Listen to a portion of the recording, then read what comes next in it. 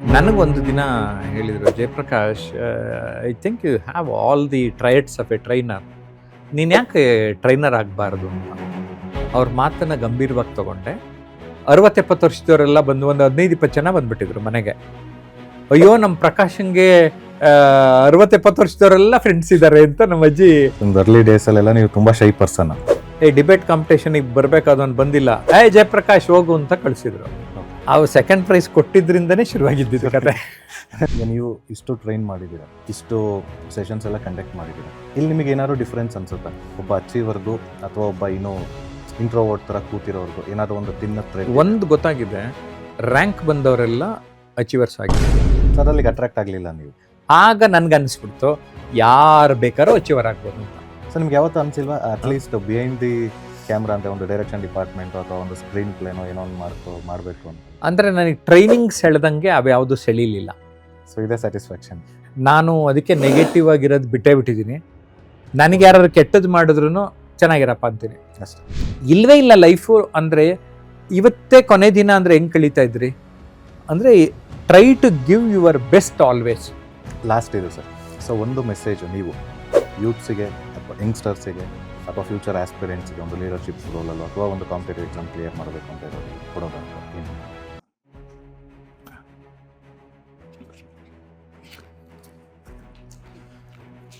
Communication ಅನ್ನೋದು ಯಾರಿಗೇ ಆದ್ರೂ ಒಂದು ತುಂಬ ಇಂಪಾರ್ಟೆಂಟ್ ಮತ್ತು ಮೋಸ್ಟ್ ಪವರ್ಫುಲ್ ಸ್ಕಿಲ್ಲು. ಇವತ್ತಿನ ನಮ್ಮ ಗೆಸ್ಟು ಅವ್ರ ಎಂಟೈರ್ ಲೈಫ್ನೇ ಈ ಕಮ್ಯುನಿಕೇಷನ್ ಸ್ಕಿಲ್ ಟ್ರೈನಿಂಗಿಗೆ ಮತ್ತು ಮೆಂಟರ್ಶಿಪ್ಗೆ ಅಂತಲೇ ಡೆಡಿಕೇಟ್ ಮಾಡಿಟ್ಟಿದ್ದಾರೆ. ಇವರೊಬ್ಬ ಅದ್ಭುತ ವಾಗ್ಮಿ, a renowned communication skill trainer and a great mentor. ಇವರು ಲಕ್ಷಾಂತರ ಜನ ಸ್ಟೂಡೆಂಟ್ಸ್ಗೆ ಟ್ರೈನಪ್ ಮಾಡಿದ್ದಾರೆ. ಇವ್ರ ಸ್ಟೂಡೆಂಟ್ಸಲ್ಲಿ ನಾರ್ಮಲ್ ಸ್ಟೂಡೆಂಟ್ಸು ಇದ್ದಾರೆ, ಅಂದರೆ ಕಾಲೇಜ್ ಸ್ಟೂಡೆಂಟ್ಸು, ಪ್ರೊಫೆಷ್ನಲ್ಸ್ ಇದ್ದಾರೆ, ಬಿಸ್ನೆಸ್ ಮೆನ್ ಇದ್ದಾರೆ, ಸ್ಪೋರ್ಟ್ಸ್ ಪರ್ಸನ್ಸ್ ಇದ್ದಾರೆ, ಟಿ ವಿ ಆ್ಯಂಕರ್ಸ್ ಇದ್ದಾರೆ, ಆಮೇಲೆ ಪೊಲಿಟಿಷಿಯನ್ಸು ಇದ್ದಾರೆ. ಇವರು ಒಂದು ಸುದೀರ್ಘವಾದ 25-30 ವರ್ಷದ ಜರ್ನಿಲಿ. ಸೊ ಇವರು ಹೇಳೋದೇನು ಅಂದರೆ, ಕಮ್ಯುನಿಕೇಷನ್ ಅನ್ನೋದು ಬರೀ ಮಾತಾಡೋದು ಅಷ್ಟೇ ಅಲ್ಲ, ಅದು ಒಬ್ರನ್ನ ಕನೆಕ್ಟ್ ಮಾಡ್ಕೊಳ್ಳಿಕ್ಕೆ ಯೂಸ್ ಮಾಡೋವಂಥ ಸ್ಕಿಲ್, ಒಬ್ರನ್ನ ಇನ್ಫ್ಲುಯೆನ್ಸ್ ಮಾಡಲಿಕ್ಕೆ ಬಳಸೋ ಅಂಥ ಸ್ಕಿಲ್, ಮತ್ತು ಒಂದು ಆಪರ್ಚುನಿಟಿನೂ ಕೂಡ ಈ ಕಮ್ಯುನಿಕೇಷನಿಂದನೇ ಕ್ರಿಯೇಟ್ ಮಾಡ್ಕೋಬೋದು. ಇವತ್ತಿನ ಎಪಿಸೋಡಲ್ಲಿ ನಾವು ಒಂದು ಸ್ಕಿಲ್ನ ಚೆನ್ನಾಗಿ ಟ್ರೈನಪ್ ಮಾಡ್ಕೊಳ್ಳೋದ್ರಿಂದ ಮತ್ತು ಒಂದು ಎಫೆಕ್ಟಿವ್ ಕಮ್ಯುನಿಕೇಷನಿಂದ ಹೇಗೆ ನಮ್ಮ ಪರ್ಸ್ನಲ್ ಮತ್ತು ಪ್ರೊಫೆಷ್ನಲ್ ಲೈಫ್ನ ಚೇಂಜ್ ಮಾಡ್ಕೋಬೋದು ಅಂತ ತಿಳ್ಕೊಳ್ಳೋಣ. So let's welcome one and only Jayaprakash Nagathihalli sir to our show.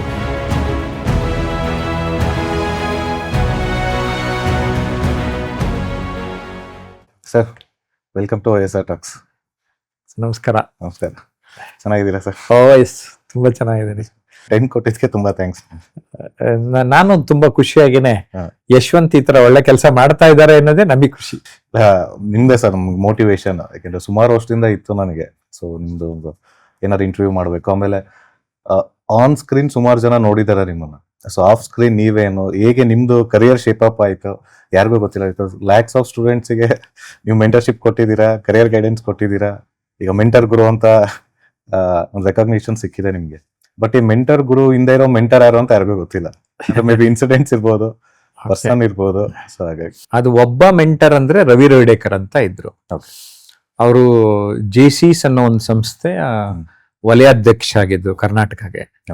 ಅವರು ರವಿ ರೋಯ್ಡೇಕರ್ ಸಂಡೂರ್ ಮ್ಯಾಂಗ್ನೀಸ್ ಅಲ್ಲಿ ವರ್ಕ್ ಮಾಡ್ತಾ ಇದ್ದಿದ್ದು. ಈ JC ಸಂಸ್ಥೆಗೆ ಅವರು ಶನಿವಾರ ಭಾನುವಾರ ಎಲ್ಲ ತರಬೇತಿ ಕೊಡೋರು.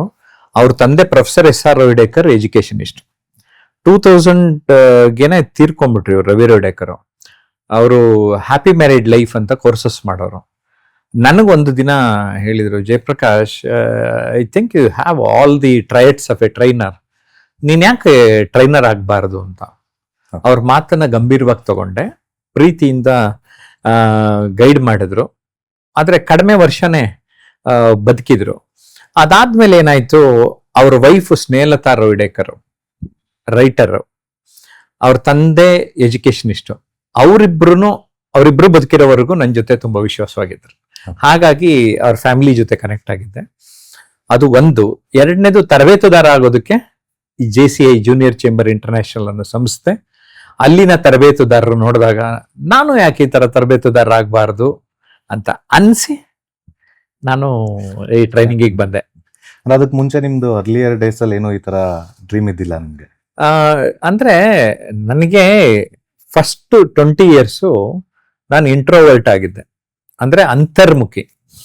ನಾನು ಯಾರ ಜೊತೆನೂ ಏನು ಎಕ್ಸ್ಪ್ರೆಷನ್ ಮಾಡ್ಕೊಳ್ತಾ ಇರಲಿಲ್ಲ. ಒಂದೆರಡು ಸಂಘಟನೆಗಳಲ್ಲಿ ತೊಡಗಿಸ್ಕೊಂಡಿದ್ದೆ. ಇನ್ಫ್ಯಾಕ್ಟ್ ಮಿಡ್ಲ್ ಸ್ಕೂಲು ಹೈಸ್ಕೂಲ್ನಲ್ಲೇನೆ ನಮ್ಮ ಅಜ್ಜಿ ಹೇಳಿದ ಮಾತು ನೆನಪಾಯ್ತು ಒಂದು. ಏನಂದ್ರೆ, ನನಗೊಂದ್ಸರಿ ಜ್ವರ ಬಂದಾಗ ಆ ಸಂಸ್ಥೆಯವರು ನನ್ನ ನೋಡಕ್ಕೆ 60-70 ವರ್ಷದವರೆಲ್ಲ ಬಂದು ಒಂದು 15-20 ಜನ ಬಂದ್ಬಿಟ್ಟಿದ್ರು ಮನೆಗೆ. ಅಯ್ಯೋ, ನಮ್ ಪ್ರಕಾಶನ್ಗೆ 60-70 ವರ್ಷದವರೆಲ್ಲ ಫ್ರೆಂಡ್ಸ್ ಇದ್ದಾರೆ ಅಂತ ನಮ್ಮ ಅಜ್ಜಿ ಒಂಥರ ಸಂತೋಷವಾಗಿ ಹೇಳ್ತಾ ಇದ್ರು. ಅದು ನೆನಪಾಯ್ತು. ಅಂದ್ರೆ ಸಂಘಟನೆಯಲ್ಲಿ ತೊಡಗಿಸ್ಕೊಳ್ತಾ ಇದ್ದೆ, ಆದ್ರೆ ಹೆಚ್ಚು ಎಕ್ಸ್ಪ್ರೆಸಿವ್ ಆಗಿರ್ಲಿಲ್ಲ. ಓಕೆ. ಸೊ ಅರ್ಲಿ ಡೇಸ್ ಅಲ್ಲೆಲ್ಲ ನೀವು ತುಂಬಾ ಶೈ ಪರ್ಸನ್. ಹೌದು. ಸೊ ಇದೆಲ್ಲಿಂದ ಸ್ಟಾರ್ಟ್ ಆಯ್ತು ಸರ್ ಹಾಗಾದ್ರೆ? ಸುಮಾರು 20ನೇ ವಯಸ್ಸಿನ ಕಾಲೇಜಲ್ಲಿದ್ದೆ. ಓಕೆ. ನಮ್ಮ ಒಬ್ಬ ಲೆಕ್ಚರರು, ಡಿಬೇಟ್ ಕಾಂಪಿಟೇಷನ್ ಬರ್ಬೇಕಾದವನ್ ಬಂದಿಲ್ಲ, ಜಯಪ್ರಕಾಶ್ ಹೋಗು ಅಂತ ಕಳ್ಸಿದ್ರು. ಓಕೆ. ನಾನು ಎದ್ರಕೊಂಡು ಚೀಟಿ ಬರ್ಕೊಂಡೆಲ್ಲ ರೆಡಿಯಾಗಿ ಹೋಗಿದ್ದೆ. ಅಲ್ಲಿ ಜಡ್ಜಸ್ ಅನೌನ್ಸ್ ಮಾಡಿದ್ರು, ಚೀಟಿ ಇಟ್ಕೊಂಡಿದ್ರೆ ಮಾರ್ಕ್ಸ್ ಕಡಿಮೆ ಅಂತ. ಚೀಟಿ ತೆಗೆದು ಜೇಬಲ್ಲಿ ಇಟ್ಕೊಂಡು ಏನೋ ತೋಚಿದ್ ಮಾತಾಡ್ದೆ, ಸೆಕೆಂಡ್ ಪ್ರೈಸ್ ಕೊಟ್ಬಿಡೋದು. ಅದಕ್ಕೆ ಆ ಸೆಕೆಂಡ್ ಪ್ರೈಸ್ ಕೊಟ್ಟಿದ್ರಿಂದನೇ ಶುರುವಾಗಿದ್ದು ಕತೆ. ನಿಮ್ಗೆ ಸರ್ಪ್ರೈಸ್ ಅದು? ನನಗೆ ಸರ್ಪ್ರೈಸ್ ಅದು. ಓಕೆ. ಎರಡನೇದು, ನಾನು ವಿಜಯ ಕಾಲೇಜಲ್ಲಿ ಓದಿದ್ದು. ಪ್ರಿನ್ಸಿಪಾಲ್ ಹತ್ರ ಕರಾಟೆ ಬ್ಲ್ಯಾಕ್ ಬೆಲ್ಟ್. ಓಕೆ. ನಮ್ಮನೆ JP ನಗರ ರಾಗಿಗುಡ್ಡದ ಹತ್ರನೇ ಇವರು ಕರಾಟೆ ಹೇಳ್ಕೊಡ್ತಾ ಇದ್ರು. ಪ್ರಿನ್ಸಿಪಲ್. ಸೊ ಹೋಗಿ ಕೇಳಿದೆ, ಸರ್ ನಿಮ್ಮ ಹತ್ರ ಕ್ಲಾಸಿಗೆ ಸೇರ್ಕೊಳ್ತೀನಿ ಅಂತ. ಸೇರಿಸ್ಕೊಂಡ್ರು. ಒಂದ್ 2-3 ವರ್ಷ ಆಯ್ತು. ಒಂದ್ಸರಿ ಒಂದ್ ಕಿಕ್ ಶಾಟ್ ಹೊಡಿಯೋದು ಹೇಳ್ಕೊಟ್ಟಿದ್ರು. ಅವತ್ತೊಂದ್ ಮಾತಂದ್ರು, ಜಯಪ್ರಕಾಶ್ 10 ಜನ ಬಂದು ನಿನ್ನ ಅಟ್ಯಾಕ್ ಮಾಡಿದ್ರು, ನೀನ್ ಅವ್ರಿಗೆಲ್ಲ ಹೊಡಿಬಲ್ಲೆ ಅಂದ್ರು. ನನಗದು ಇದ್ದಕ್ಕಿದ್ದಂಗೆನೆ ಒಂಥರ ಕಾನ್ಫಿಡೆನ್ಸ್ ಕೊಟ್ಬಿಡ್ತು. ಎಲ್ಲಾ ಕಂಡ್ರೆ ಎದುರ್ಕೊಳ್ತಾ ಇದ್ದೋನು 10 ಜನಕ್ಕೆ ನೀನ್ ಹೊಡಿಬಹುದು ಅಂತ ಧೈರ್ಯ ಕೊಟ್ರೆ ಹೆಂಗ ಅನ್ಸುತ್ತೆ. ಸೊ ಸ್ಪೀಕಿಂಗ್ ಸ್ಕಿಲ್ಸು, ಇನ್ನೊಂದು ಕರಾಟೆ, ಇವೆರಡು ನನ್ಗೆ ಇದ್ದಕ್ಕಿದ್ದಂಗೆನೆ ಧೈರ್ಯ ಕೊಡ್ತು. ಅದ್ರ ಜೊತೆಗೆ ಇನ್ನೂ ಒಂದು, ನನ್ನ ಈ ಭುಜ ಹೈಸ್ಕೂಲ್ ನಲ್ಲಿ ಹೀಗಿತ್ತು, ಸ್ವಲ್ಪ ಹೀಗೆ ಇದು ಸರಿಯಾಗಿತ್ತು. ಕರಾಟೆ ಅದಾದ್ಮೇಲೆ ಏನಾಯ್ತು, ಕರಾಟೆ, ಯೋಗ, ಸ್ವಿಮ್ಮಿಂಗು, ಜಾಗಿಂಗು, ಈ ತರ 3-4 ಫ್ರೀ ಆದಾಗೆಲ್ಲ ಮಾಡ್ತಾ ಇದ್ದೆ. ಅದೊಂಥರ ಫಿಸಿಕಲಿ ಫಿಟ್ ಮಾಡ್ಬಿಡ್ತು ನನ್ನ.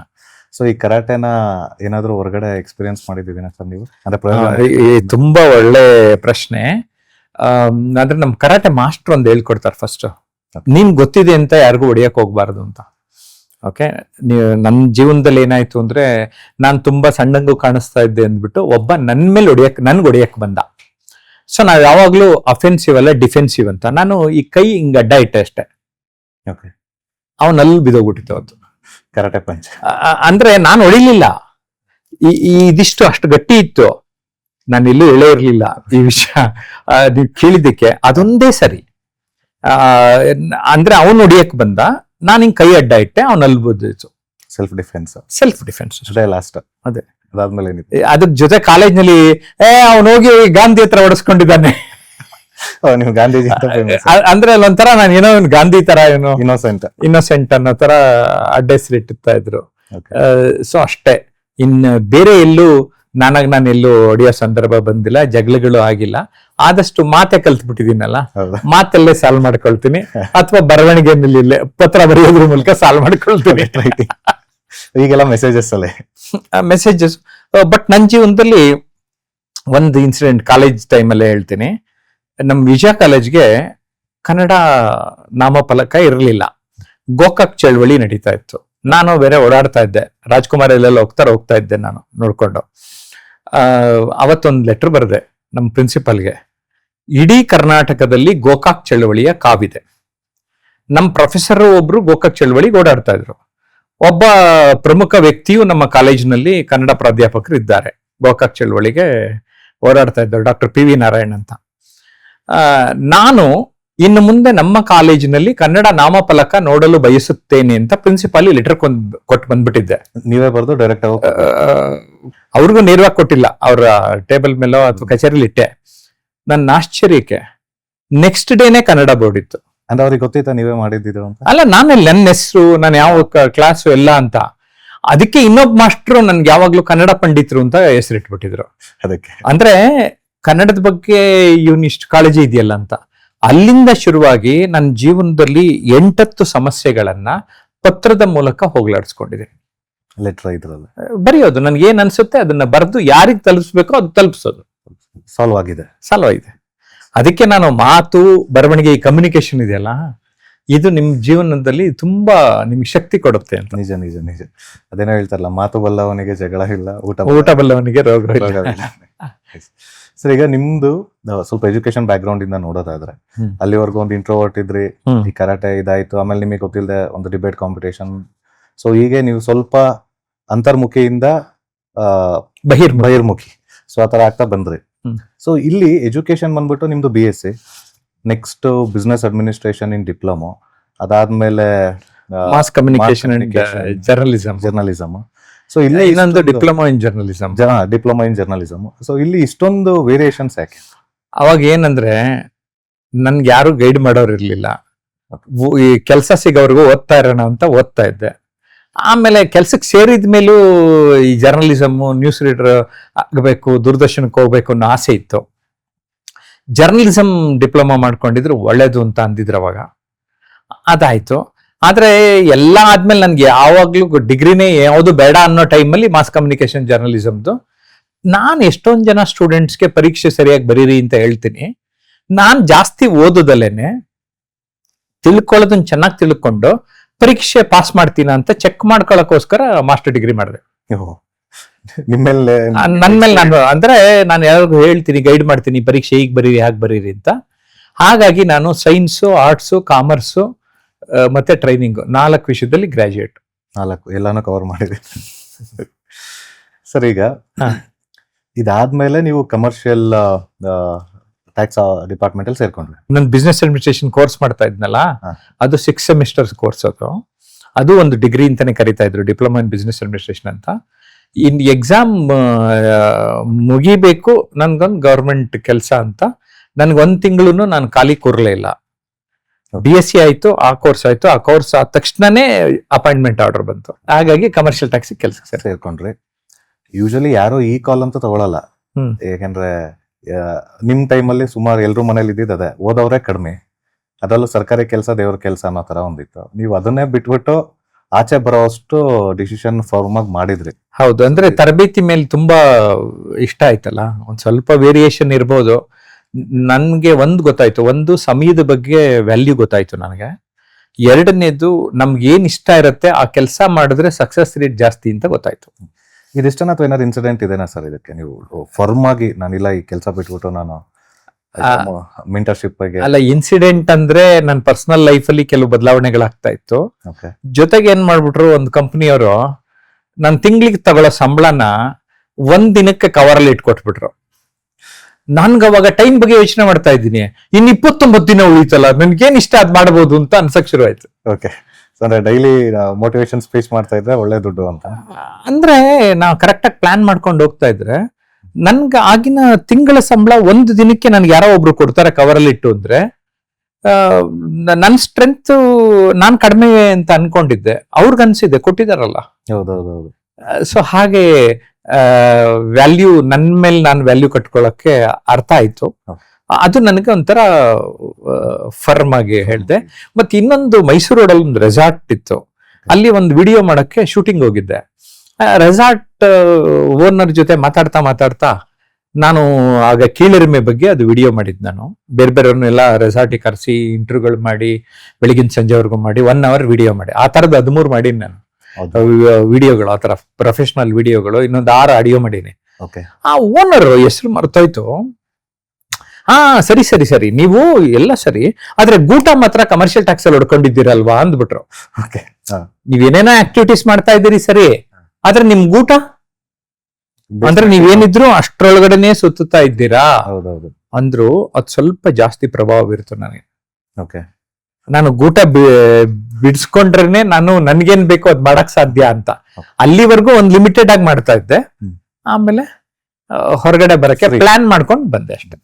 ಅಂದ್ರೆ ಈಗ ಫ್ಯಾಮಿಲಿಲಾಗ್ಲಿ ಫ್ರೆಂಡ್ ಸರ್ಕಲ್ ಅಲ್ಲಾಗ್ಲಿ, ಸೊ ಇನ್ ಯಾವ ತರ ಅಕ್ಸೆಪ್ಟ್ ಮಾಡ್ಕೊಂಡ್ರೆ? ಯಾಕೆಂದ್ರೆ 98% ಜನ ಬಿಡ್ಬೇಡ ಅಂತ ಅಂದ್ರು.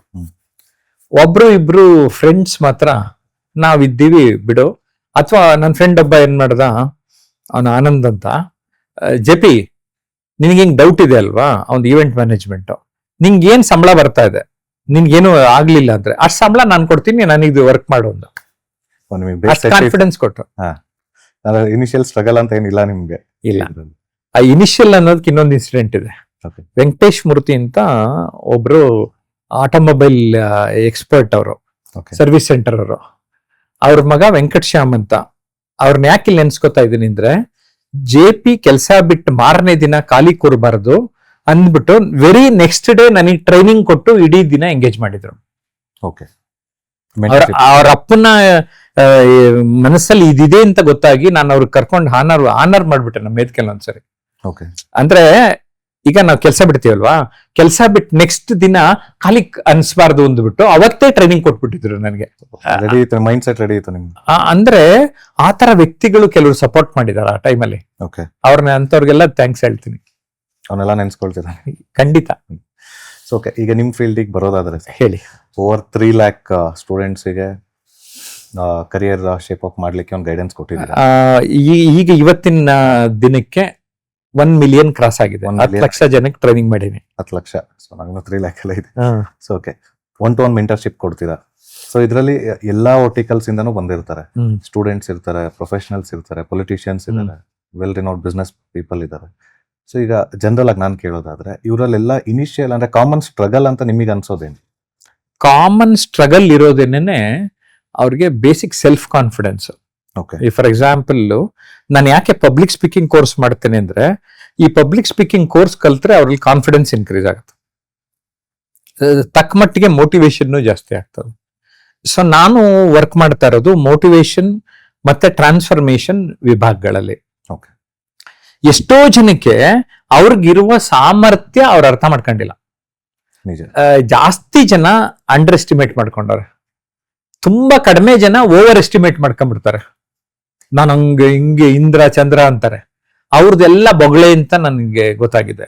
ಓಕೆ. ಇನ್ನು ಅಂಡರ್ ಎಸ್ಟಿಮೇಟ್ ಮಾಡ್ಕೊಂಡಿರೋರ್ದು, ಅವ್ರಿಗೆ 100 ಕೆಪಾಸಿಟಿ ಇದೆ ಅಂದ್ರೆ ಅವ್ರು 10% ಕೆಪಾಸಿಟಿ ಇದೆ ಅಂತ ಅನ್ಕೊಂಡ್ ಜೀವನ ಸಾಗಿಸ್ಬಿಟ್ಟು ಹೋಗ್ಬಿಡ್ತಾರೆ. ಸೊ ನಾನೇನ್ ಮಾಡ್ತೀನಿ, 10% ಇಂದ 20, 30, 40 ಹಿಂಗ್ ತಗೊಂಡೋಗಿರ್ತೀನಿ. ಅದು ಅವ್ರಿಗೇನ್ ಅನ್ಸುತ್ತೆ, 10 times ನಾನು ಬೆಳೆದೆ ಅಂತ ಅನ್ಸುತ್ತೆ. ಅದಕ್ಕೆ 10x ಫಾರ್ಮುಲಾ. ಓಕೆ. ಅವ್ರು ಏನ್ ಅನ್ಕೊಂಡಿದ್ರೋ 10 ಪಟ್ಟು ಜಾಸ್ತಿ ಆಗ್ತಾರೆ. ಓಕೆ. ನಂಗೆ ಇನ್ನೂ ಖುಷಿ ಏನಂದ್ರೆ, ಕೆಲವರೆಲ್ಲ 10 ಪಟ್ಟಲ್ಲ, 30 ಪಟ್ಟು, 50 ಪಟ್ಟೆಲ್ಲ ಚೇಂಜ್ ಆಗ್ಬಿಟ್ಟಿದ್ದಾರೆ.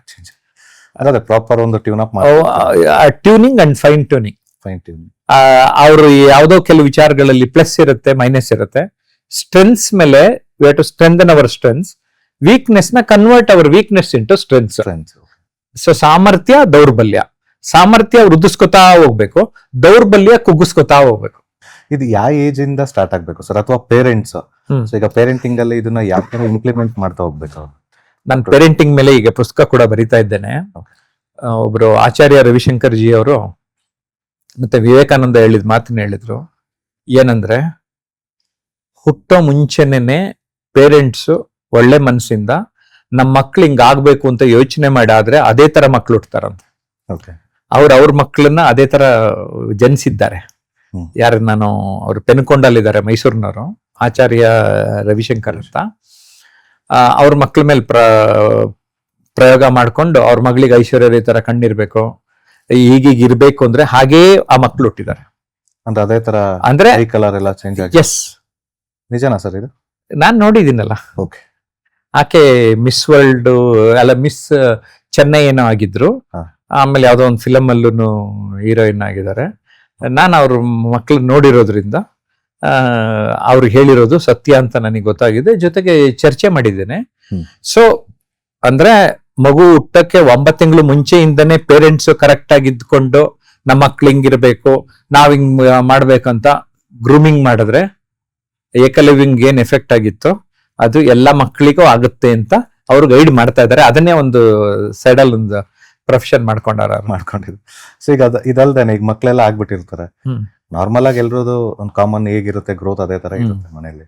ಸೊ ಇದರಲ್ಲಿ ರೈಟ್ ಸ್ಟೇಜ್ ಯಾವ್ದು ಅಂದ್ರೆ ಪೇರೆಂಟ್ಸ್ ಎಲ್ಲಿಂದ ಸ್ಟಾರ್ಟ್ ಮಾಡ್ಬೇಕು? ನಾನು ಅದನ್ನೇ ಹೇಳಿದ್ನಲ್ಲ, ಅವ್ರಗಳ ಮಾತೆ ಒಪ್ತೀನಿ. ನಾನು ಚಿಕ್ಕಂದಿಂದನೇ ಶುರು ಮಾಡ್ಬೇಕು. ಚಿಕ್ಕಂದ್ರಿಂದ? ಹೌದು. ನಾವು ಮಕ್ಳು ಹೆಂಗಿರ್ಬೇಕು ಅಂತ ನಾವು ಬಯಸ್ತೀವೋ ನಾವು ಆಗಿದ್ದು ಬಿಡ್ಬೇಕು. ಹೇಳಿದ ಮಾತು ಕೇಳಲ್ಲ ಮಕ್ಕಳು, ನಮ್ಮನ್ನ ನೋಡ್ಬಿಟ್ಟು ಯಾವತ್ತು ಅಷ್ಟೇ ನಾವೇನ್ ಅನ್ಕೊಂಡಿದೀವಿ ಅಂದ್ರೆ ಹೀಗಿರ್ಬೇಕು ಅಂತ. ನೀವೇನೋ ಬಯಸ್ತಿರಲ್ಲಪ್ಪ ಮಕ್ಕಳ ಹತ್ರ, ಹಂಗಿದ್ ಬಿಡಿ, ಓಕೆ ನಿಮ್ಮ ನೋಡಿ ಫಾಲೋ ಮಾಡಿ ಕಲಿತಾರೆ. ಅಷ್ಟೇ ಸಿಂಪಲ್. ಈಗ ನೀವು ಇಷ್ಟು ಟ್ರೈನ್ ಮಾಡಿದ್ದೀರಾ, ಇಷ್ಟು ಸೆಷನ್ಸ್ ಎಲ್ಲ ಕಂಡಕ್ಟ್ ಮಾಡಿದ್ದೀರಾ, ಇಲ್ಲಿ ನಿಮಗೆ ಏನಾದ್ರು ಡಿಫ್ರೆನ್ಸ್ ಅನ್ಸುತ್ತಾ? ಒಬ್ಬ ಅಚೀವರ್ಗೂ ಅಥವಾ ಒಬ್ಬ ಇನ್ನೂ ಇಂಟ್ರೋವರ್ಟ್ ತರ ಕೂತಿರೋರ್ಗು ಏನಾದ್ರು ಒಂದು ತಿನ್ನ ಥ್ರೆಡ್? ಒಂದು ಗೊತ್ತಾಗಿದೆ, ರ್ಯಾಂಕ್ ಬಂದವರೆಲ್ಲ ಅಚೀವರ್ಸ್ ಆಗಿಲ್ಲ. ಓಕೆ, ನೀವು ನೋಡ್ಕೊಂಡ್ ಬನ್ನಿ ಬೇಕಾರೆ. ನಿಜ. ಜಾಸ್ತಿ ಸೋತಿರೋರು, ಜಾಸ್ತಿ ನೋವುಂಡಿರೋರು, ತುಂಬಾ ಕಷ್ಟಪಟ್ಟಿರೋರು, ಅವ್ರುಗಳು ಅಚೀವರ್ಸ್ ಆಗಿರೋದು. ಕಾರಣ ಏನಂದ್ರೆ ರ್ಯಾಂಕ್ ಬಂದಿರೋರು ಎಲ್ಲೋ ಹೋಗ್ಬಿಟ್ಟು ಲೈಫ್ ಸೆಟ್ಲ್ ಮಾಡ್ಕೊಂಡ್ರು, ಮಕ್ಕಳಾದ ಬಟ್ ಲೈಫಲ್ಲಿ ಸೆಟ್ಲ್ ಆಗಿರಲ್ಲ. ನಾನೇನೋ ಮಾಡ್ಬೇಕು, ಏನೋ ಮಾಡ್ಬೇಕಂತ ಡ್ರೈವ್ ಇದೆಯಲ್ಲ, ಇದು ನನಗೆ ಫಸ್ಟ್ ಈ ವರ್ಡ್ ಹೇಳಿದ್ದು ಸೆಂಚುರಿ ಬಿಲ್ಡರ್ಸ್ ನ ಡಾಕ್ಟರ್ ದಯಾನಂದ್ ಪಾಯ್, ಈಗ BMS ಇನ್ಸ್ಟಿಟ್ಯೂಟ್ ಪ್ರೆಸಿಡೆಂಟ್ ಕೂಡ. ನಾನು ಯಾಕೆ ಹಿಂಗೆ ಹೇಳಿದ್ರು ಅಂತ ನಿಜವಾಗ್ಲೂ ಅದ್ರ ಮೇಲೆ ಒಂಥರ ರಿಸರ್ಚ್ ಮಾಡಿದೆ. ನೋಡಿದ್ರೆ ರ್ಯಾಂಕ್ ಬಂದಿರೋರು 1-3-4% ಇರ್ಬೋದು ಅಚೀವರ್ಸ್. ನಿಜ. ಅಂದ್ರೆ ಇನ್ನೆಲ್ಲಾ ಅಚೀವರ್ಸ್ ತಗೊಂಡ್ರೆ ಜಾಸ್ತಿ ಫೇಲ್ ಆಗಿರೋರು, ಜಾಸ್ತಿ ತೊಂದರೆ ಕೊಟ್ಟಿರೋರು, ಅಂದ್ರೆ ತೊಂದರೆ ತಗೊಂಡಿರೋರು, ಬೇರೆಯವ್ರು ಕೊಟ್ಟಿರ್ತಾರೆ, ಇವ್ರ ತೊಂದರೆ ಅನುಭವಿಸಿರೋರು. ಹೌದು. ನಂಗೆ ಅವಾಗ ಆಶ್ಚರ್ಯ ಆಗಿದ್ದು, ಯಾರು ಬೇಕಾದ್ರೆ ನೀವು ಯಾರು ಬೇಕಾದ್ರೆ ಅಚೀವರ್ ಆಗ್ಬೋದು ಕಣ್ರಿ, ಅಲ್ವಾ? ನಿಜ. ಯಾರು ಏನಾದ್ರು ಟೀ ಮಾಡ್ತಾ ಇದ್ದವ್ರು ಪ್ರಧಾನ ಮಂತ್ರಿ ಆಗ್ಯಾರೆ. ಹೌದು. ರಜನಿಕಾಂತ್, ನಾನ್ ಚಿಕ್ಕ ಹುಡುಗ ಆಗಿದ್ದಾಗ ನೋಡಿ ನನ್ನ ನಗರದಲ್ಲಿ ಬಸ್ ಟಿಕೆಟ್ ತಗೊಂಡಿದ್ದೀನಿ, ರಜನಿಕಾಂತ್ ಹತ್ರ. ಈಗ ಹೇಗಿದೆ ಸೂಪರ್ ಸ್ಟಾರ್. ಈ ತರ ಎಷ್ಟ್ ನಮ್ ಕಣ್ಣು ಮುಂದೆ ಉದಾಹರಣೆಗಳಿದೆಯಲ್ಲ. ಆಗ ನನ್ಗೆ ಅನ್ಸ್ಬಿಡ್ತು ಯಾರು ಬೇಕಾದ್ರೂ ಅಚೀವರ್ ಆಗ್ಬೋದು ಅಂತ. ಓಕೆ. ಜೊತೆಗೆ ಅಚೀವರ್ಸ್ ನೇ ಬೇರೆ ಇಂಟರ್ವ್ಯೂ ಮಾಡ್ಬಿಟ್ನಲ್ಲ ನಾನು. ಆ ಅಚೀವರ್ಸ್ ನ ಇಂಟರ್ವ್ಯೂ ಮಾಡ್ತಾ ಮಾಡ್ತಾ ನನ್ಗೊಬ್ರು ಬಿರಾದಾರ್ ಅಂತ ಒಂದು ಅವಾರ್ಡ್ ಕೊಟ್ರು, ಚಾಣಕ್ಯ ಪ್ರಶಸ್ತಿ ಅಂತ. ಆ ಅವಾರ್ಡ್ ಕೊಡೋ ಮುಂಚೆ ಏನಂದ್ರು ಗೊತ್ತಾ, ಜಯಪ್ರಕಾಶ್ ಸಾಧಕರನ್ನ ಸಂದರ್ಶನ ಮಾಡ್ತಾ ಮಾಡ್ತಾ ಮಾಡ್ತಾ ಇವರು ಒಬ್ಬ ಸಾಧಕರಾಗ್ಬಿಟ್ರು ಅಂತ ಹೇಳ್ಬಿಟ್ಟು ಕೊಟ್ರು. ಅವಾಗ ಅರ್ಥ ಮಾಡ್ಕೊಂಡೆ, ಸಾಧಕರನ್ನ ನೋಡ್ತಾ ನೋಡ್ತಾ ಒಂದೊಂದು ಸ್ವಲ್ಪ ಅಂಶ ನಾನು ಅಳವಡಿಸ್ಕೊಳ್ತಾ ಇದ್ದೀನಿ, ಅದು ನನಗೆ ಲಾಭ ಆಗಿದೆ ಅಂತ ನನಗೆ ಅರ್ಥ ಆಯ್ತು. ಸರಿ, ಒಂದು ಸ್ಟೂಡೆಂಟ್ಸಿಗೆ ಒಂದು ಅಡ್ವೈಸ್ ಕೊಡೋದಾದ್ರೆ ನೀವು, ಅಂದ್ರೆ ಈಗ ಒಬ್ಬ ಸ್ಟೂಡೆಂಟ್ ಈಗ ನಾರ್ಮಲ್ ಆಗಿ ಒಂದು 5th or 6th ಸ್ಟ್ಯಾಂಡರ್ಡ್ ಬರ್ತಾ ಅವನಿಗೆ ಪ್ರಪಂಚದ ಜ್ಞಾನ ಗೊತ್ತಾಗ್ತಾ ಹೋಗುತ್ತೆ ಏನು ಎತ್ತ. ಸೊ ಒಂದು ಅಡ್ವೈಸ್ ಸ್ಟೂಡೆಂಟ್ಸಿಗೆ ಅಥವಾ ಆ ಏಜ್ ಗ್ರೂಪ್ ಅಲ್ಲಿ ಇರೋ ಮಕ್ಕಳು ಪೇರೆಂಟ್ಸಿಗೆ ಸೊ ಏನ್ ಕೊಡ್ಬೋದು ಈ ನಿಟ್ಟಿನಲ್ಲಿ? ನನಗೆ ಇನ್ನೊಂದು ಅನುಭವ ಆಗಿರೋದೇನು ಅಂದ್ರೆ, ಓದೋದ್ರ ಜೊತೆಗೆ ಎಕ್ಸ್ಟ್ರಾ ಕರಿಕ್ಯುಲರ್ ಆಕ್ಟಿವಿಟೀಸ್. ಅದು ನೀವು 5-6ನೇ ವಯಸ್ಸು ಅಂದ್ರಲ್ಲ, ನೀವು 50% ಓದಿದ್ರೆ 50% ಎಕ್ಸ್ಟ್ರಾ ಕರಿಕ್ಯುಲರ್ ಆಕ್ಟಿವಿಟೀಸ್ ಅಲ್ಲಿ ಇನ್ವಾಲ್ವ್ ಆಗಿ. ಅದು ಫಿಸಿಕಲ್ ಆಕ್ಟಿವಿಟಿ ಆಗಿರ್ಬೋದು, ಮೆಂಟಲ್ ಆಕ್ಟಿವಿಟಿ ಆಗಿರ್ಬೋದು, ಮಾನಸಿಕವಾಗಿ ದೈಹಿಕವಾಗಿ ಮಿನಿಮಮ್ ಒಂದೊಂದು ಆಕ್ಟಿವಿಟಿ. 2 ಇಟ್ಕೋತೀರಾ ಸಂತೋಷ. ಒಂದು ಅಟ್ಲೀಸ್ಟ್ ಫಿಸಿಕಲ್ ಆಕ್ಟಿವಿಟಿ, ಒಂದು ಮೆಂಟಲ್ ಆಕ್ಟಿವಿಟಿ ಇಟ್ಕೊಳ್ಳಿ. ಅದ್ರೊಳಗೆ ಇನ್ವಾಲ್ವ್ ಆಗ್ತಾ ಇರಿ, ಓದೋ ಕಡೆಗೂ ಗಮನ ಕೊಡ್ತಾ ಇರಿ, ಬ್ಯಾಲೆನ್ಸ್ ಮಾಡ್ತಾ ಇರಿ, ಬದುಕನ್ನ ಅರ್ಥ ಮಾಡ್ಕೊಳ್ತಾರೆ. ಜೊತೆಗೆ ನಾವೇನಂದ್ರೆ ಟಿವಿ ಅಂದ್ರೆ ನೋಡಬಾರ್ದು ಅಂತೀವಲ್ಲ, ಅಲ್ಲಿ ನ್ಯೂಸ್ ತೋರಿಸಿ, ಅನಿಮಲ್ ಪ್ಲಾನೆಟ್ ತೋರಿಸಿ, ಜಿಯೋಗ್ರಫಿಕ್ ಚಾನಲ್ ತೋರಿಸಿ, ಏನ್ ತೋರಿಸ್ಬೇಕು ಅಂತ ಮಕ್ಕಳಿಗೆ ತೋರಿಸಿ. ಅಂತ ಮೋಟಿವೇಶನ್ ವಿಚಾರಗಳಿರ್ತವೆ, ಸಾಧಕರ ಜೀವನ ಚರಿತ್ರೆಗಳು, ಅವನ್ನೆಲ್ಲ ನೋಡ್ತಾ ಇದ್ರೆ ತುಂಬಾ ಚೆನ್ನಾಗಿ ಮೋಟಿವೇಶನ್ ಆಗ್ಬಿಡ್ತಾರೆ. ಈಗಂತೂ ಒಳ್ಳೊಳ್ಳೆ ಫಿಲಂ ಬಂದಿದೆ, ನಮ್ಮಂತವ್ರು ಸಂದರ್ಶನ ಮಾಡಿರ್ತೀವಿ, ಅನೇಕ ಪಾಡ್ಕಾಸ್ಟ್ ಗಳು ಬರ್ತಾ ಇರುತ್ತೆ. ಅದ್ರಲ್ಲಿ ಪೇರೆಂಟ್ಸ್ ಏನ್ ಮಾಡ್ಬೇಕು, ಆರ್ಸಿ ಮಕ್ಳ ಮುಂದೆ ನೋಡ್ತಾ ಇರ್ಬೇಕು, ಅವ್ರಿಗೂ ಇಂಟ್ರೆಸ್ಟ್ ಜನರೇಟ್ ಮಾಡ್ಬೇಕು ಅಷ್ಟೇ. ಆ ಟೈಮಲ್ಲಿ ಇಂಟ್ರೆಸ್ಟ್ ಜನರೇಟ್ ಮಾಡಿ. ಮತ್ ಇನ್ನೊಂದೇನಂದ್ರೆ, ನಾವು ಯಾವುದೇ ನಮ್ ನಿರ್ಧಾರ ಹೇರಬಾರದು. ಅವ್ರ ಆಸಕ್ತಿ ಏನಿದೆ ಅಂತ ನೀವು ಕಂಡುಕೊಳ್ತಾ ಹೋಗ್ಬೇಕು, ಅದಕ್ಕೆ ಅವಕಾಶ ಕೊಡ್ತಾ ಹೋಗ್ಬೇಕು. ಆಮೇಲೆ ತರಬೇತಿ ಕಾರ್ಯಕ್ರಮಗಳಲ್ಲೂ ಏನಾದ್ರು ಪಾರ್ಟಿಸಿಪೇಟ್ ಮಾಡಿಸಿದ್ರೆ ಓಪನ್ ಅಪ್ ಆಗ್ತಾರೆ. ನಿಜ ನಿಜ. ಡಿಬೇಟ್ಸ್, ಹೌದು, ನಾನು ಓಪನ್ ಆಗಿರೋದೇ ಡಿಬೇಟ್ ಇಂದ, ನನ್ನ ಲೈಫೇ. ಸೊ ಹಾಗಾಗಿ ನೀವು ಎಕ್ಸ್ಟ್ರಾ ಕರಿಕ್ಯುಲರ್ ಆಕ್ಟಿವಿಟೀಸ್ ಅಲ್ಲಿ ಇನ್ವಾಲ್ವ್ ಮಾಡಿ. ಈವನ್ ಸೈನ್ಸ್ ಅಲ್ಲಿ ಏನ್ ಹೇಳುತ್ತೆ ಅಂದ್ರೆ, left brain and write brain ಎರಡು ಬ್ಯಾಲೆನ್ಸ್ ಮಾಡಿದ್ರು ಸಕ್ಸಸ್ ಆಗ್ತಾರೆ ಅಂತ. ಓಕೆ, ಲೆಫ್ಟ್ ಅಂದ್ರೆ ಈ ಅರ್ಥಮೆಟಿಕ್ ಕ್ಯಾಲ್ಕುಲೇಷನ್ ಅಂತಾರೆ, ರೈಟ್ ಅಂದ್ರೆ ಆರ್ಟಿಸ್ಟಿಕ್ ಅಂತ. ಸೊ ಅದು ಈ ಎಕ್ಸ್ಟ್ರಾ ಕರಿಕ್ಯುಲರ್ ಆಕ್ಟಿವಿಟೀಸ್ ಅಲ್ಲಿ ಅದು ಬ್ಯಾಲೆನ್ಸ್ ಆಗತ್ತಂತೆ. ಬ್ರೈನ್ ವೈಬ್ರೆಂಟ್ ಆಗಿ ಆಕ್ಟಿವೇಟ್ ಆಗ್ಬಿಡುತ್ತೆ. ಕಾನ್ಶಿಯಸ್ ಮೈಂಡ್, ಸಬ್ ಕಾನ್ಶಿಯಸ್ ಮೈಂಡ್ ಎಲ್ಲ ಸ್ವಲ್ಪ ಮೈಂಡ್ ಅನ್ನ ಅರ್ಥ ಮಾಡಿಸ್ಕೊಳಕ್ ಶುರು ಮಾಡ್ಬಿಟ್ರೆ, ಯೋಗ ಮತ್ತು ಧ್ಯಾನ ಇವೆಲ್ಲ ಸ್ವಲ್ಪ ಸಹಾಯ ಮಾಡ್ತದೆ. ಅದನ್ನ ಅರ್ಥ ಮಾಡ್ಕೊಂಡು ಪೇರೆಂಟ್ಸ್ ಮಾಡಕ್ ಶುರು ಮಾಡ್ಬಿಡ್ಬೇಕು, ಮಕ್ಳು ಮಾಡಕ್ ಶುರು ಮಾಡ್ತಾರೆ. ಸೊ ಈಗ ಇವ್ರದ್ದು ಪ್ರೆಷರ್ ಏರ್ದಾನೆ ಮಕ್ಳ ಇಂಟ್ರೆಸ್ಟ್ ಕಡೆ ಪುಷ್ ಮಾಡಿದ್ರ, ನೀವು ಮಾತ್ರ ಸೀರಿಯಲ್ ನೋಡ್ಕೊಂಡಿರ್ಬೇಕು. ಅವು ಪುಸ್ತಕ ಅಂದ್ರೆ ನೀವು ಪುಸ್ತಕ ಇಟ್ಕೊಂಡು ಕೂತ್ಕೊಳ್ಳಿ. ಆ ಟೈಮಲ್ಲಿ ನಮ್ಮ ಮನೆಗಳಲ್ಲೆಲ್ಲ ಆಗಿರೋದು ಇದೇನೆ.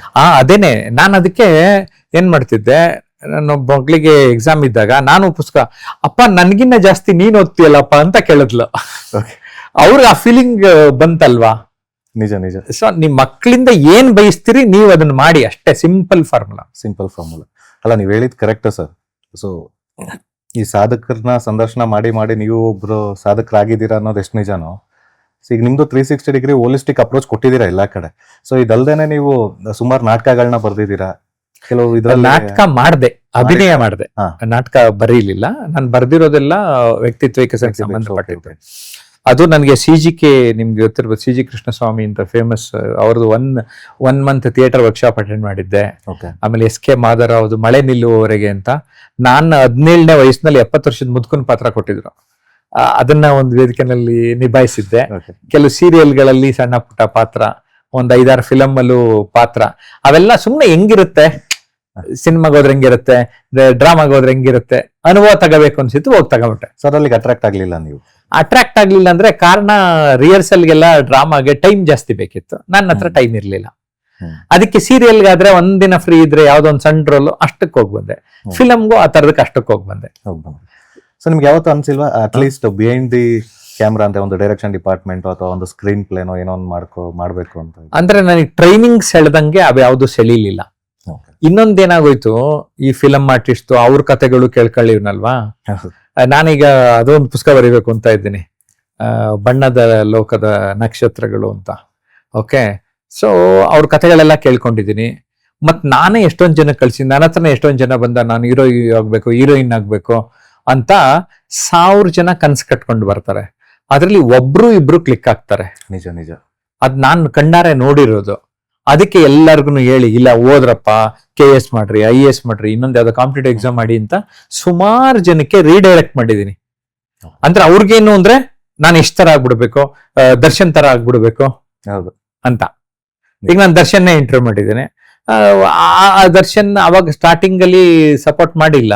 ನೀನಾಸಂಗೋ ಕಲ್ತ್ಕೊಂಬಂದಿದ್ದು, ಒದಾಡಿದ್ದು, ಅದನ್ನೆಲ್ಲ ನನ್ನ ಹತ್ರ ಹೇಳಿರ್ತಾರೆ. ಈ ಸಾಧಕ ಬಾಧಕಗಳನ್ನ ನೋಡಿರ್ತೀನಿ. ಅದ್ ನೋಡಿದ್ರಿಂದ ಇದ್ ನನ್ಗಲ್ಲ ಅಂತ ಅವಾಗ್ಲೇ ಅನ್ಸ್ಬಿಟ್ಟಿತ್ತು. ಅಂತ ಸ್ಟೋರಿ ಕೇಳಿ ನೀವಿಲ್ಲ ಅಂದ್ರೆ ಗೊತ್ತಾಗ್ಬಿಡುತ್ತೆ. ಹೌದೌದು. ಸೊ ಬೇಡ ಈ ಸ್ಟ್ರಗಲ್. ಅಲ್ಲ, ಸ್ಟ್ರಗಲ್ ಅನ್ನೋದಕ್ಕಿಂತ ಅದಕ್ಕೆ ಸೂಕ್ತವಾಗಿ ಏನೇನ್ ಇವಾಗ ದುಡ್ಡು ಜಾಸ್ತಿ ಇದ್ರೆ ಒಂದ್ ಫಿಲಮ್ ಹೀರೋ ಆಗ್ಬಿಡ್ಬೋದು.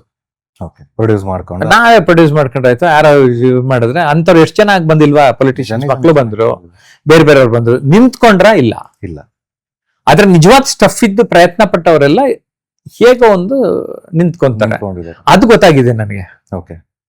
ಅಂದ್ರೆ ನಿಮ್ ಫೀಲ್ಡ್ ಇದು ಅಂತ ನಿಮಗೆ ಕ್ಲಿಯರ್ ಆಯ್ತಲ್ಲ, ಆ ಕ್ಲಾರಿಟಿ ಬಂತಲ್ಲ ಟ್ರೈನಿಂಗ್ ಅಲ್ಲಿ. ನನಗೆ ನನ್ನಿಂದ 4-6 ಜನಕ್ಕೆ ಉಪಯೋಗ ಆಗ್ಬೇಕು, ನನ್ ಮಾತು ಕೇಳಿ, ನನ್ ಬರಹ ಓದಿ ಅಥವಾ ನನ್ನ ವಿಡಿಯೋ ನೋಡಿ ಸುಮಾರು ಜನ ಪರಿವರ್ತನೆ ಆಗ್ತಾ ಇದೀವಿ ಅಂದ್ರು.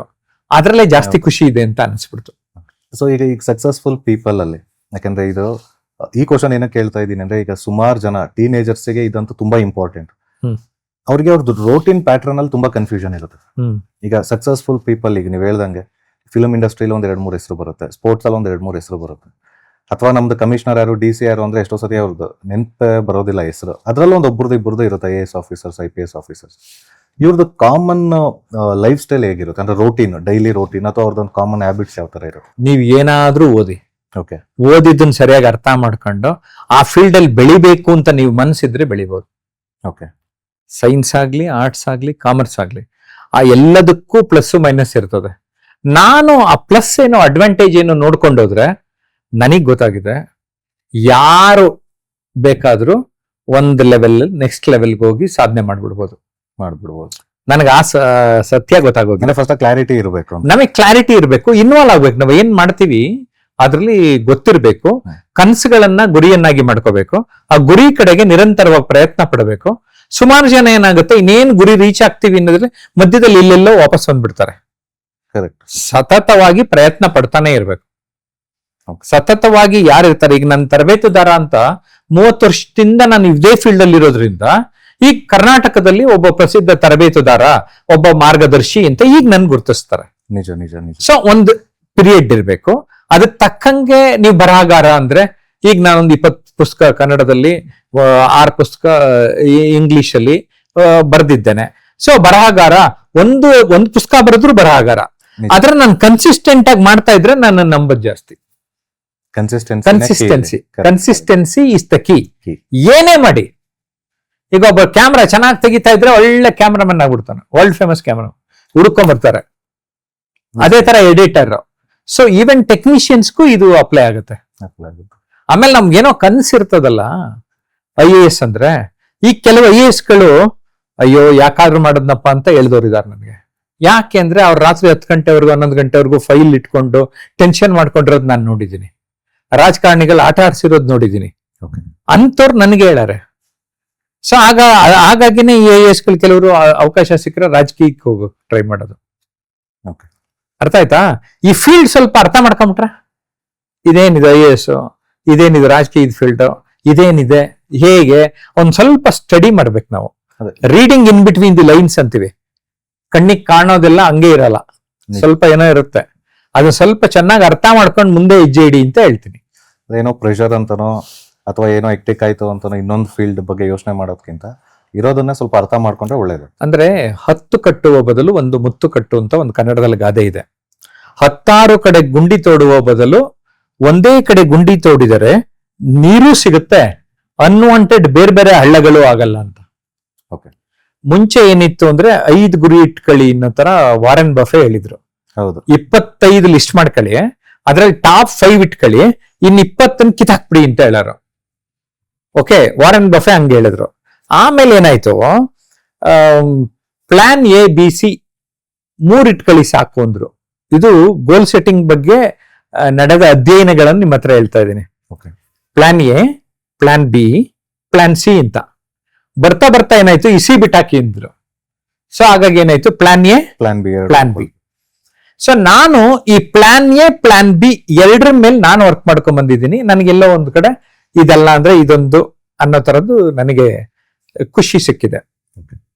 ಅದಾದ್ಮೇಲೆ ಇವತ್ತಿನ ಕರೆಂಟ್ ಟ್ರೆಂಡ್ ಏನು ಅಂದ್ರೆ ಒಂದೇ, correct. Do only one thing, continuous ಆಗಿ ಮಾಡಿ, ಅದ್ರಲ್ಲಿ ಆಳವಾಗಿ ಅಧ್ಯಯನ ಮಾಡಿ, 100% ಇನ್ವಾಲ್ವ್ ಆಗಿ. ಕೆಲವರು ನೋಡಿದೀನಿ ಬರೀ 3-4 ಗಂಟೆ ನಿದ್ದೆ ಮಾಡ್ತಾರೆ. ಅವ್ರು ಏನ್ ಇನ್ವಾಲ್ವ್ ಆಗಿರ್ತಾರೆ ಬರೀ ಅದ್ರ ಮೇಲೆ ಕೆಲಸ ಮಾಡ್ತಾ ಇರ್ತಾರೆ, ಅವರೆಲ್ಲ ಸಕ್ಸಸ್ ಆಗಿದ್ದಾರೆ. ಸೊ ಇವಾಗ ನನಗೆ ಅರ್ಥ ಆಗಿರೋದು, ಒಂದೇ ಒಂದು ವಿಚಾರವನ್ನ, ಒಂದೇ ಒಂದು ವಿಷಯವನ್ನ, ಒಂದೇ ಒಂದು ವೃತ್ತಿಯನ್ನ ಸರಿಯಾಗಿ ಮಾಡಿದ್ರೆ ದಟ್ ಈಸ್ ಎನಫ್. ಅಷ್ಟೇ ಸಾಕು ಅಂತೀರ. ಯಾಕಂದ್ರೆ ಇರೋದು ಒಂದೇ ಲೈಫ್ ಸದ್ಯಕ್ಕೆ ಗೊತ್ತಿರೋದು, ಒಂದ್ ಲೈಫ್ ಒಂದು. ಆದ್ರೆ ಅದಕ್ಕೆ ನಾನು ಇಂಪ್ರೂವ್ ಮಾಡ್ಕೊಳಕ್ಕೆ ಏನೇನ್ ಮಾಡ್ಬೋದು, ಹೇಗೆ ಮಾಡ್ಬೋದು, ಎಲ್ಲಾ ಆಂಗಲ್ ಇಂದ ಯೋಚನೆ ಮಾಡ್ಬೇಕು. ಬರೀ 360 ಡಿಗ್ರಿ ಅಲ್ಲ, 720 ಡಿಗ್ರಿ ಆಂಗಲ್ ಇಂದನು ರಿವರ್ಸ್ ಅಪ್ರೋಚ್ ಕೊಡ್ಬೇಕು. ಎಲ್ಲಾ ತರದ್ದು ನೋಡಿ, ಈಗ ನಾವೇನೋ ತಪ್ಪು ಮಾಡ್ತಾ ಇದ್ರೆ ಅದು ಎಲ್ಲಿ ತಿದ್ಕೋಬೇಕು, ಏನ್ ಕರೆಕ್ಷನ್ ಮಾಡ್ಕೋಬೇಕು ಅಂತ ನೋಡ್ತಾ ಇದ್ರೆ ಅದು ಸಾಧ್ಯ ಆಗತ್ತೆ. ಸರ್, ಈಗ ಇಷ್ಟೊಂದು ಜನದ ಜೊತೆ ನಿಮ್ದು ಕನ್ವರ್ಸೇಷನ್ ಆದ್ಮೇಲೆ ಈಗ ನಿಮಗೆ ಅನ್ಸಿದೇನ ಈ ಸಕ್ಸಸ್ ಬಗ್ಗೆ ಏನಾದ್ರೂ ಒಂದು ಮಿಸ್ಕನ್ಸೆಪ್ಷನ್ ಇದೆ ನಮ್ಮಲ್ಲಿ ಅಂತ, ಜನರಲ್ ಆಗಿ ಇಲ್ರಲ್ಲ? ನಾನು ಮತ್ತು ಟಾರ್ಗೆಟ್ ಮಾಡ್ತಾ ಇರೋದು ಯೂತ್ಸ್ನೇ. ಓಕೆ, ನಮ್ಗೇನಾಗಿದೆ, ಕೆಲವ್ರಿಗೆ ರ್ಯಾಂಕ್ ಬಂದು ಪೇಪರ್ ಅಲ್ಲಿ ಫೋಟೋ ಬಂದ್ರೆ ಅದು ಕೆಲವ್ರಿಗೆ ಸಕ್ಸಸ್. ಸ್ಪೋರ್ಟ್ಸ್ ಅಲ್ಲಿ ಕೆಲವ್ರು ಏನೋ ಗೆದ್ರು, ಅದು ಸಕ್ಸಸ್. ಈಗ ಮೀಡಿಯಾ ಬಂದ ಮೇಲೆ ಏನಾಯ್ತು, ನಮ್ಮ ಮಗಳು ಆಡ್ಬಿಟ್ಲು ಅಥವಾ ಒಂದೇನೋ ಆಕ್ಟ್ ಮಾಡ್ಬಿಟ್ಲು, ಟಿವಿನಲ್ಲಿ ಬಂದ್ರು, ಊರವರೆಲ್ಲ ನೋಡಿದ್ರು, ಅದೇನೋ ಸಕ್ಸಸ್ ಅನ್ಕೊಂಡ್ಬಿಟ್ರು. ಆದ್ರೆ ನೀವು ಇನ್ನೊಂದು ಗಮನಿಸ್ಬೇಕು, ಆ ಸಿಂಗರ್ಸ್ ಬಂದವರು ಈ ತರದ ರಿಯಾಲಿಟಿ ಶೋಸ್ಗೆ ಆಮೇಲೆ ಎಲ್ಲೋದ್ರು, ಯಾರೋ ಅಪರೂಪಕ್ಕೆ ಅರ್ಚನಾ ಉಡುಪ ಒಬ್ರು ಇನ್ನು ಸಿಂಗಿಂಗ್ ಲೈನ್ ಅಲ್ಲಿ ಇದಾರೆ, ನನಗೆ ಗೊತ್ತಿರೋ ಹಂಗೆ. ನ್ಯಾಷನಲ್ ಲೆವೆಲ್ ಅಲ್ಲಿ ಒಂದು ಕಾಂಪಿಟೇಷನ್ ಬಂದ್ರು, 99% ಕಳೆದೋದ್ರು. ಯಾಕೆ ಕಳೆದೋದ್ರು? ಅವ್ರಿಗೆ ಸಕ್ಸಸ್ ಆವಾಗ ಆ ಕ್ಷಣಕ್ಕೆ ಬೇಕಾಗಿತ್ತು, ಬಂತು, ಅವ್ರ ಅಪ್ಪ ಅಮ್ಮ ಹೇಳ್ಕೊಂಡ್ಬಿಟ್ರು ಎಲ್ಲಾರ್ಗು ನನ್ನ ಮಗ ನನ್ನ ಮಗಳು ಅಂತ, ದರ್ಶನ್. ಆದ್ರೆ ಹಿಂದೂಸ್ತಾನಿ ಕರ್ನಾಟಕ ಕಲ್ತವ್ರು 10 ವರ್ಷ 15 ವರ್ಷ 25 ಕಿಲೋಮೀಟರ್ 50 ಕಿಲೋಮೀಟರ್ 100 ಕಿಲೋಮೀಟರ್ಗೂ ನಡ್ಕೊಂಡೋಗಿ ಬಂದು ಕಲಿಯಕ್ಕೆ ನಡ್ಕೊಂಡೋಗಿ ಬರೋರು ಗೊತ್ತಿದೆ. ಫಾರ್ ಎಕ್ಸಾಂಪಲ್ ಫಯಾಜ್ ಖಾನ್ ನನ್ನ ಹತ್ರ ಹೇಳ್ಕೊಂಡಿದ್ರು, ಸಿಂಗರ್. 100 ಕಿಲೋಮೀಟರ್ ನಡ್ಕೊಂಡೋಗಿ 100 ಕಿಲೋಮೀಟರ್ ವಾಪಸ್ ಹೋಗೋರಂತೆ ಮನೆಗೆ, ನಡ್ಕೊಂಡೋಗಿ ನಡ್ಕೊಂಡ್ ಬರ್ತಾ ಇರೋದು. ಅವಾಗ ವೆಹಿಕಲ್ ಇರ್ಲಿಲ್ಲಂತೆ. ನನ್ಗೊಂಥರ ಶಾಕ್ ಆಗೋಯ್ತು. ಆಮೇಲೆ ಒಂದೊಂದ್ ದಿನ ಏನೋ ಕನಿಕರ ತೋರ್ಬಿಟ್ಟು ಗುರುಗಳು, ಇವತ್ತಿಲ್ಲ ಮಲ್ಕೊಳ್ರ ಅವ್ ಮನೆಗೆ ಹೋಗ್ಬೇಡಿ ಬನ್ನಿ ಇಲ್ಲೇ ಮಲ್ಕೊಳ್ಳಿ ಇಂದಾಗ ಅವ್ರಿಗೆ ಅವತ್ತೊಂದು ಹಬ್ಬ ಖುಷಿ ಕಲ್ತಿದ್ದಾರೆ. ಈಗ್ಲೂ ಹುಬ್ಳಿಗೆ, ಬೆಂಗಳೂರು ಟು ಹುಬ್ಳಿ ಶನಿವಾರ ಭಾನುವಾರ ಹೋಗಿ ಸಂಗೀತ ಕಲ್ತ್ಕೊಂಡ್ಬರೋ ನೋಡಿ ನಾನು ಇವತ್ತಿಗೂ. ಇವತ್ತು ಒಂದಿಬ್ರನ್ನ ಆತರ ನೋಡಿದೆ ನಾನು. ಓಕೆ. ಅಂದ್ರೆ ಕಲೀಲೇಬೇಕು ಅಂದ್ರೆ ಗುರು ಎಲ್ಲಿದ್ದಾರೆ ಹುಡುಕೊಂಡು ಹೋಗಿ ಬರ್ತಾರೆ. ಹೌದು. ಮತ್ತೆ ತಕ್ಷಣ ಫ್ರೂಟ್ ನ ಎಕ್ಸ್ಪೆಕ್ಟ್ ಮಾಡಬಾರ್ದು. ರಿಸಲ್ಟ್ ಈ ಬೀಜ ಹಾಕಿರ್ತಾರೆ ಇಲ್ಲಿ, ಸರ್ ಹಣ್ಣು ಕಾಣಿಸ್ತಾ ಇಲ್ಲ ಅಂತ ಹೇಳೋರ ಸಂಖ್ಯೆ ಜಾಸ್ತಿ ಆಗಿದೆ. ಹೌದು. ಬೀಜ ಹಾಕಿದೀಯಪ್ಪ, ಕಾಯಪ್ಪ ಸ್ವಲ್ಪ. ಮೂಸಾ ಬಾಂಬು ಅಂತ ಒಂದು ಬಾಂಬು, ಚೀನೀಸ್ ಬಾಂಬು, ಅದು Okay. 5 ವರ್ಷ ನೆಲದ ಒಳಗಡೆನೆ ಬೆಳ್ಕೊಳತ್ತಂತೆ. 5 ವರ್ಷ ಆದ್ಮೇಲೆ ದಿನಕ್ಕೆ ಒಂದೊಂದು ಅಡಿ ಮುಂದಕ್ಕೆ ಮೇಲಕ್ಕೆ ಹೋಗುತ್ತೆ. ಸೊ ಆ ಮೂಸಾ ಬಾಂಬು ಸ್ಟೋರಿ ನೆನ್ಪಿಸ್ಕೊಳ್ಳಿ. ನೀವು ಯಾವ ಫೀಲ್ಡ್ ಅಲ್ಲಿ ಬೆಳಿಬೇಕು ಅಂತ ಇದ್ದೀರೋ ಆ ಫೀಲ್ಡ್ ಆಳಕ್ಕೆ ಹೋಗ್ಬಿಡಿ, ನೀವು ನಿಮ್ಮನ್ನ ತಡೆಯೋರೇ ಇಲ್ಲ. ಆಮೇಲೆ ಇದು ನಾನು ಕಂಡುಕೊಂಡಿರುವ ಸತ್ಯ. ಸರ್, ಇಷ್ಟು ಇಂಟರ್ವ್ಯೂ ನೀವು ಮಾಡಿರೋದ್ರಲ್ಲಿ ಅಥವಾ ಕನ್ವರ್ಸೇಷನ್ ಅಲ್ಲಿ ನಿಮ್ ಮನಸ್ಸಿಗೆ ತುಂಬಾ ಹತ್ರವಾಗಿರೋದು ಯಾವ್ದಾದ್ರು ಇದೆಯಾ ನೀವು ನೆನ್ಸ್ಕೊಳ್ಳೋಂತ? ನನಗೆ ಏನಾಯ್ತು ಗೊತ್ತಾ, ನಾನು ಯಾವುದೇ ಇಂಟರ್ವ್ಯೂ ಮಾಡಿದ್ರು 100% ಡೆಡಿಕೇಟೆಡ್ ಆಗಿ ಮಾಡ್ಬಿಟ್ಟಿದ್ರಿಂದ ನನಗೆ ಹೇಳಕ್ ಕಷ್ಟ ಆಯ್ತು. ಈಗ ನಾನೊಂದು 300 ರೆಕಾರ್ಡ್ ಮಾಡ್ಕೊಂಡಿದ್ದೆ, ಅಪ್ಲೋಡ್ ಮಾಡಿ ಅವ್ರಿಗೆ ಹೇಳಿದೆ. ನನ್ಗೆ ಆ ತರದ್ದು ಏನಾದ್ರು ಇದ್ದಿದ್ರೆ ಇದು ಮಾತ್ರ ಸೆಲೆಕ್ಟ್ ಮಾಡಿ ಚೆನ್ನಾಗಿತ್ತು ಇದು ಅಪ್ಲೋಡ್ ಮಾಡಿ ಅಂತಿದ್ದೆ. ಅಷ್ಟು ವಿಡಿಯೋ CD ಕೊಟ್ಟೆ ನಾನು ಅಪ್ಲೋಡ್ ಮಾಡಕ್. ಕಾರಣ ಏನಂದ್ರೆ ಎಲ್ಲಾ ಇಂಟರ್ವ್ಯೂನು ನಾನು ಚೆನ್ನಾಗಿ ಮಾಡಿದೀನಿ. ನಿಮ್ಮ 100% effort. I have given more than 100%. ಎಷ್ಟೋ ಸಾರಿ ಡಾಕ್ಟರ್ BM ಹೆಗ್ಡೆ, ಈಗ ಅವರೆಲ್ಲ ಪರಿಚಯ, ನಾನೊಂದು 15-20 ವರ್ಷದಿಂದ ಅವ್ರ ಟೈಮ್ ಕೇಳ್ಕೊಂಡಿದ್ದೆ. ಯಾಕಂದ್ರೆ ಅವ್ರು ದೂರದರ್ಶನ ಫ್ಲೈಟ್ ಚಾರ್ಜ್ ಕೊಡಲ್ಲ, ಬಸ್ ಚಾರ್ಜ್ ಕೊಡೋರು. ನೀವ್ ಯಾವಾಗ ಬರ್ತೀರಾ ಹೇಳಿ ಸರ್ ಅಂತ ಪ್ರೊಡ್ಯೂಸರ್ ಜೊತೆ ಕೋಆರ್ಡಿನೇಟ್ ಮಾಡಿದ್ದೆ. ಒಂದು 5 ಸ್ಟಾರ್ ಹೋಟ್ಲಲ್ಲಿ ನಾನು ಅವರು 10 ಅವರ್ಸ್ ಡಿಸ್ಕಷನ್ ಮಾಡಿದೀವಿ. 10 ಅವರ್ಸ್ ಇಡೀ ಪ್ರಪಂಚ ಒಂದು ರೌಂಡ್ ಬಂದಂಗ ಆಗೋಯ್ತು ಅವತ್ತು. BM ಹೆಗ್ಡೆ ತರದವ್ರ ಜೊತೆ ನಾವು ಚರ್ಚೆ ಮಾಡಿದಾಗ. ಸೊ ಬಿಹೈಂಡ್ ದಿ ಸೀನ್ಸ್ ತುಂಬಾ ಕಲ್ತಿದ್ದೀನಿ ನಾನು. ಇಲ್ಲಿ 40 ನಿಮಿಷದ ಲೈವ್ ಪ್ರೋಗ್ರಾಮ್ ಮಾಡ್ತಾ ಇದ್ದೆ ನಾನು, ಬಿಹೈಂಡ್ ದಿ ಸೀನ್ಸ್ ಕಲ್ತಿದ್ದೀನಿ.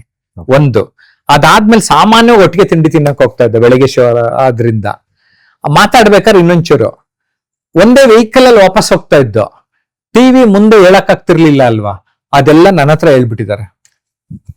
Behind the camera, behind the scene, ಯಾವ್ದನ್ನ ಎಲ್ರ ಮುಂದೆ ಹಂಚ್ಕೊಳಕ್ ಆಗಲ್ವೋ, ನನ್ನ ಹತ್ರ ಎಷ್ಟೊಂದು ಸತ್ಯಗಳು ಗೊತ್ತಾಗೋಗ್ಬಿಟ್ಟಿದೆ ನನಗೆ.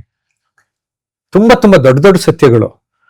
ಆಗ ಈ ಪ್ರಪಂಚ ಇರುವುದು ಹೇಗೆ ಅಂತ ನನ್ಗೆ ಇನ್ನೂ ಚೆನ್ನಾಗಿ ಅರ್ಥ ಆಯ್ತು. ಅಕ್ಸೆಪ್ಟ್ ಮಾಡ್ಕೊಂಡಿದ್ದೀರಾ ಅದು? ಅಲ್ಲ, ನನ್ಗೆ ಅದು ಸತ್ಯ ಹೇಳಿದಾರಲ್ಲ, ಅದ್ರಲ್ಲಿ ಎಷ್ಟೊಂದ್ ಜನ ಹೋಗ್ಬಿಟ್ಟಾರೆ.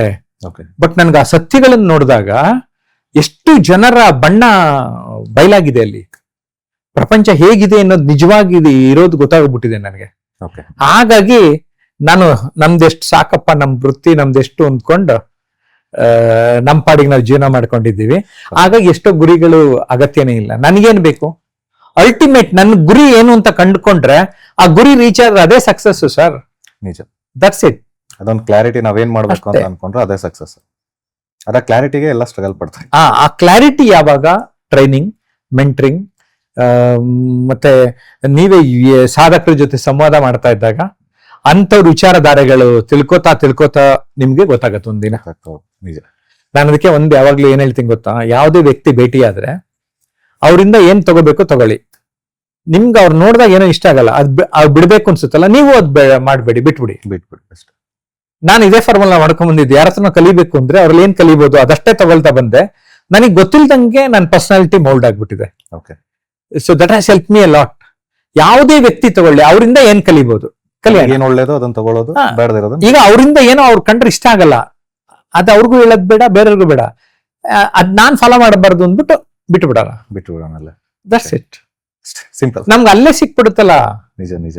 ಈಗ ಎಷ್ಟೊಂದ್ ಜನ ತುಂಬಾ ಚೆನ್ನಾಗಿ ಸ್ಮೈಲಿಂಗ್ ಫೇಸ್ ಇರುತ್ತೆ, ಅವರಿಂದ ಸ್ಮೈಲ್, ನಾನು ಅವ್ರ ಸ್ವಲ್ಪ ಇನ್ನೊಂಚೂರು ನಾನು ಸ್ಮೈಲಿಂಗ್ ಫೇಸ್ ಮಾಡ್ಕೋಬೋದಾ, ಅವ್ರು ನನ್ಗಿನ್ನ ಡ್ರೆಸ್ ಚೆನ್ನಾಗಿ ಹಾಕೊಂತಾರೆ, ನಾನು ಇನ್ನೊಂಚೂರು ಕಲರ್ ಕಾಂಬಿನೇಷನ್ ತಿಳ್ಕೊಬೋದಾ, ಹಿಂಗ್ ಚೆಕ್ ಮಾಡ್ಕೊತಾ ಹೋದ್ರು ಸಾಕು ಅಂತೀರ.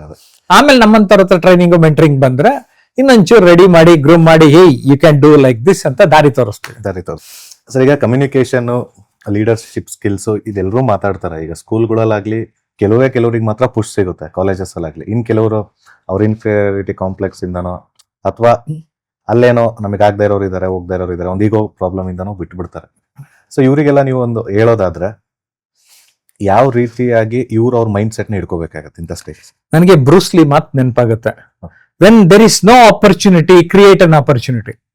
ಓಕೆ, ನಿಮಗೆ ನೀವೇ ಒಂದು ಕ್ರಿಯೇಟ್ ಮಾಡ್ಕೊಂಬಿಡಿ. ಈಗ ನಾನು ಯುವ ಬರಹಗಾರರ ಕಲಾವಿದರ ಬಳಗದ ಅಧ್ಯಕ್ಷ 10 ವರ್ಷ ಆಗಿದೆ.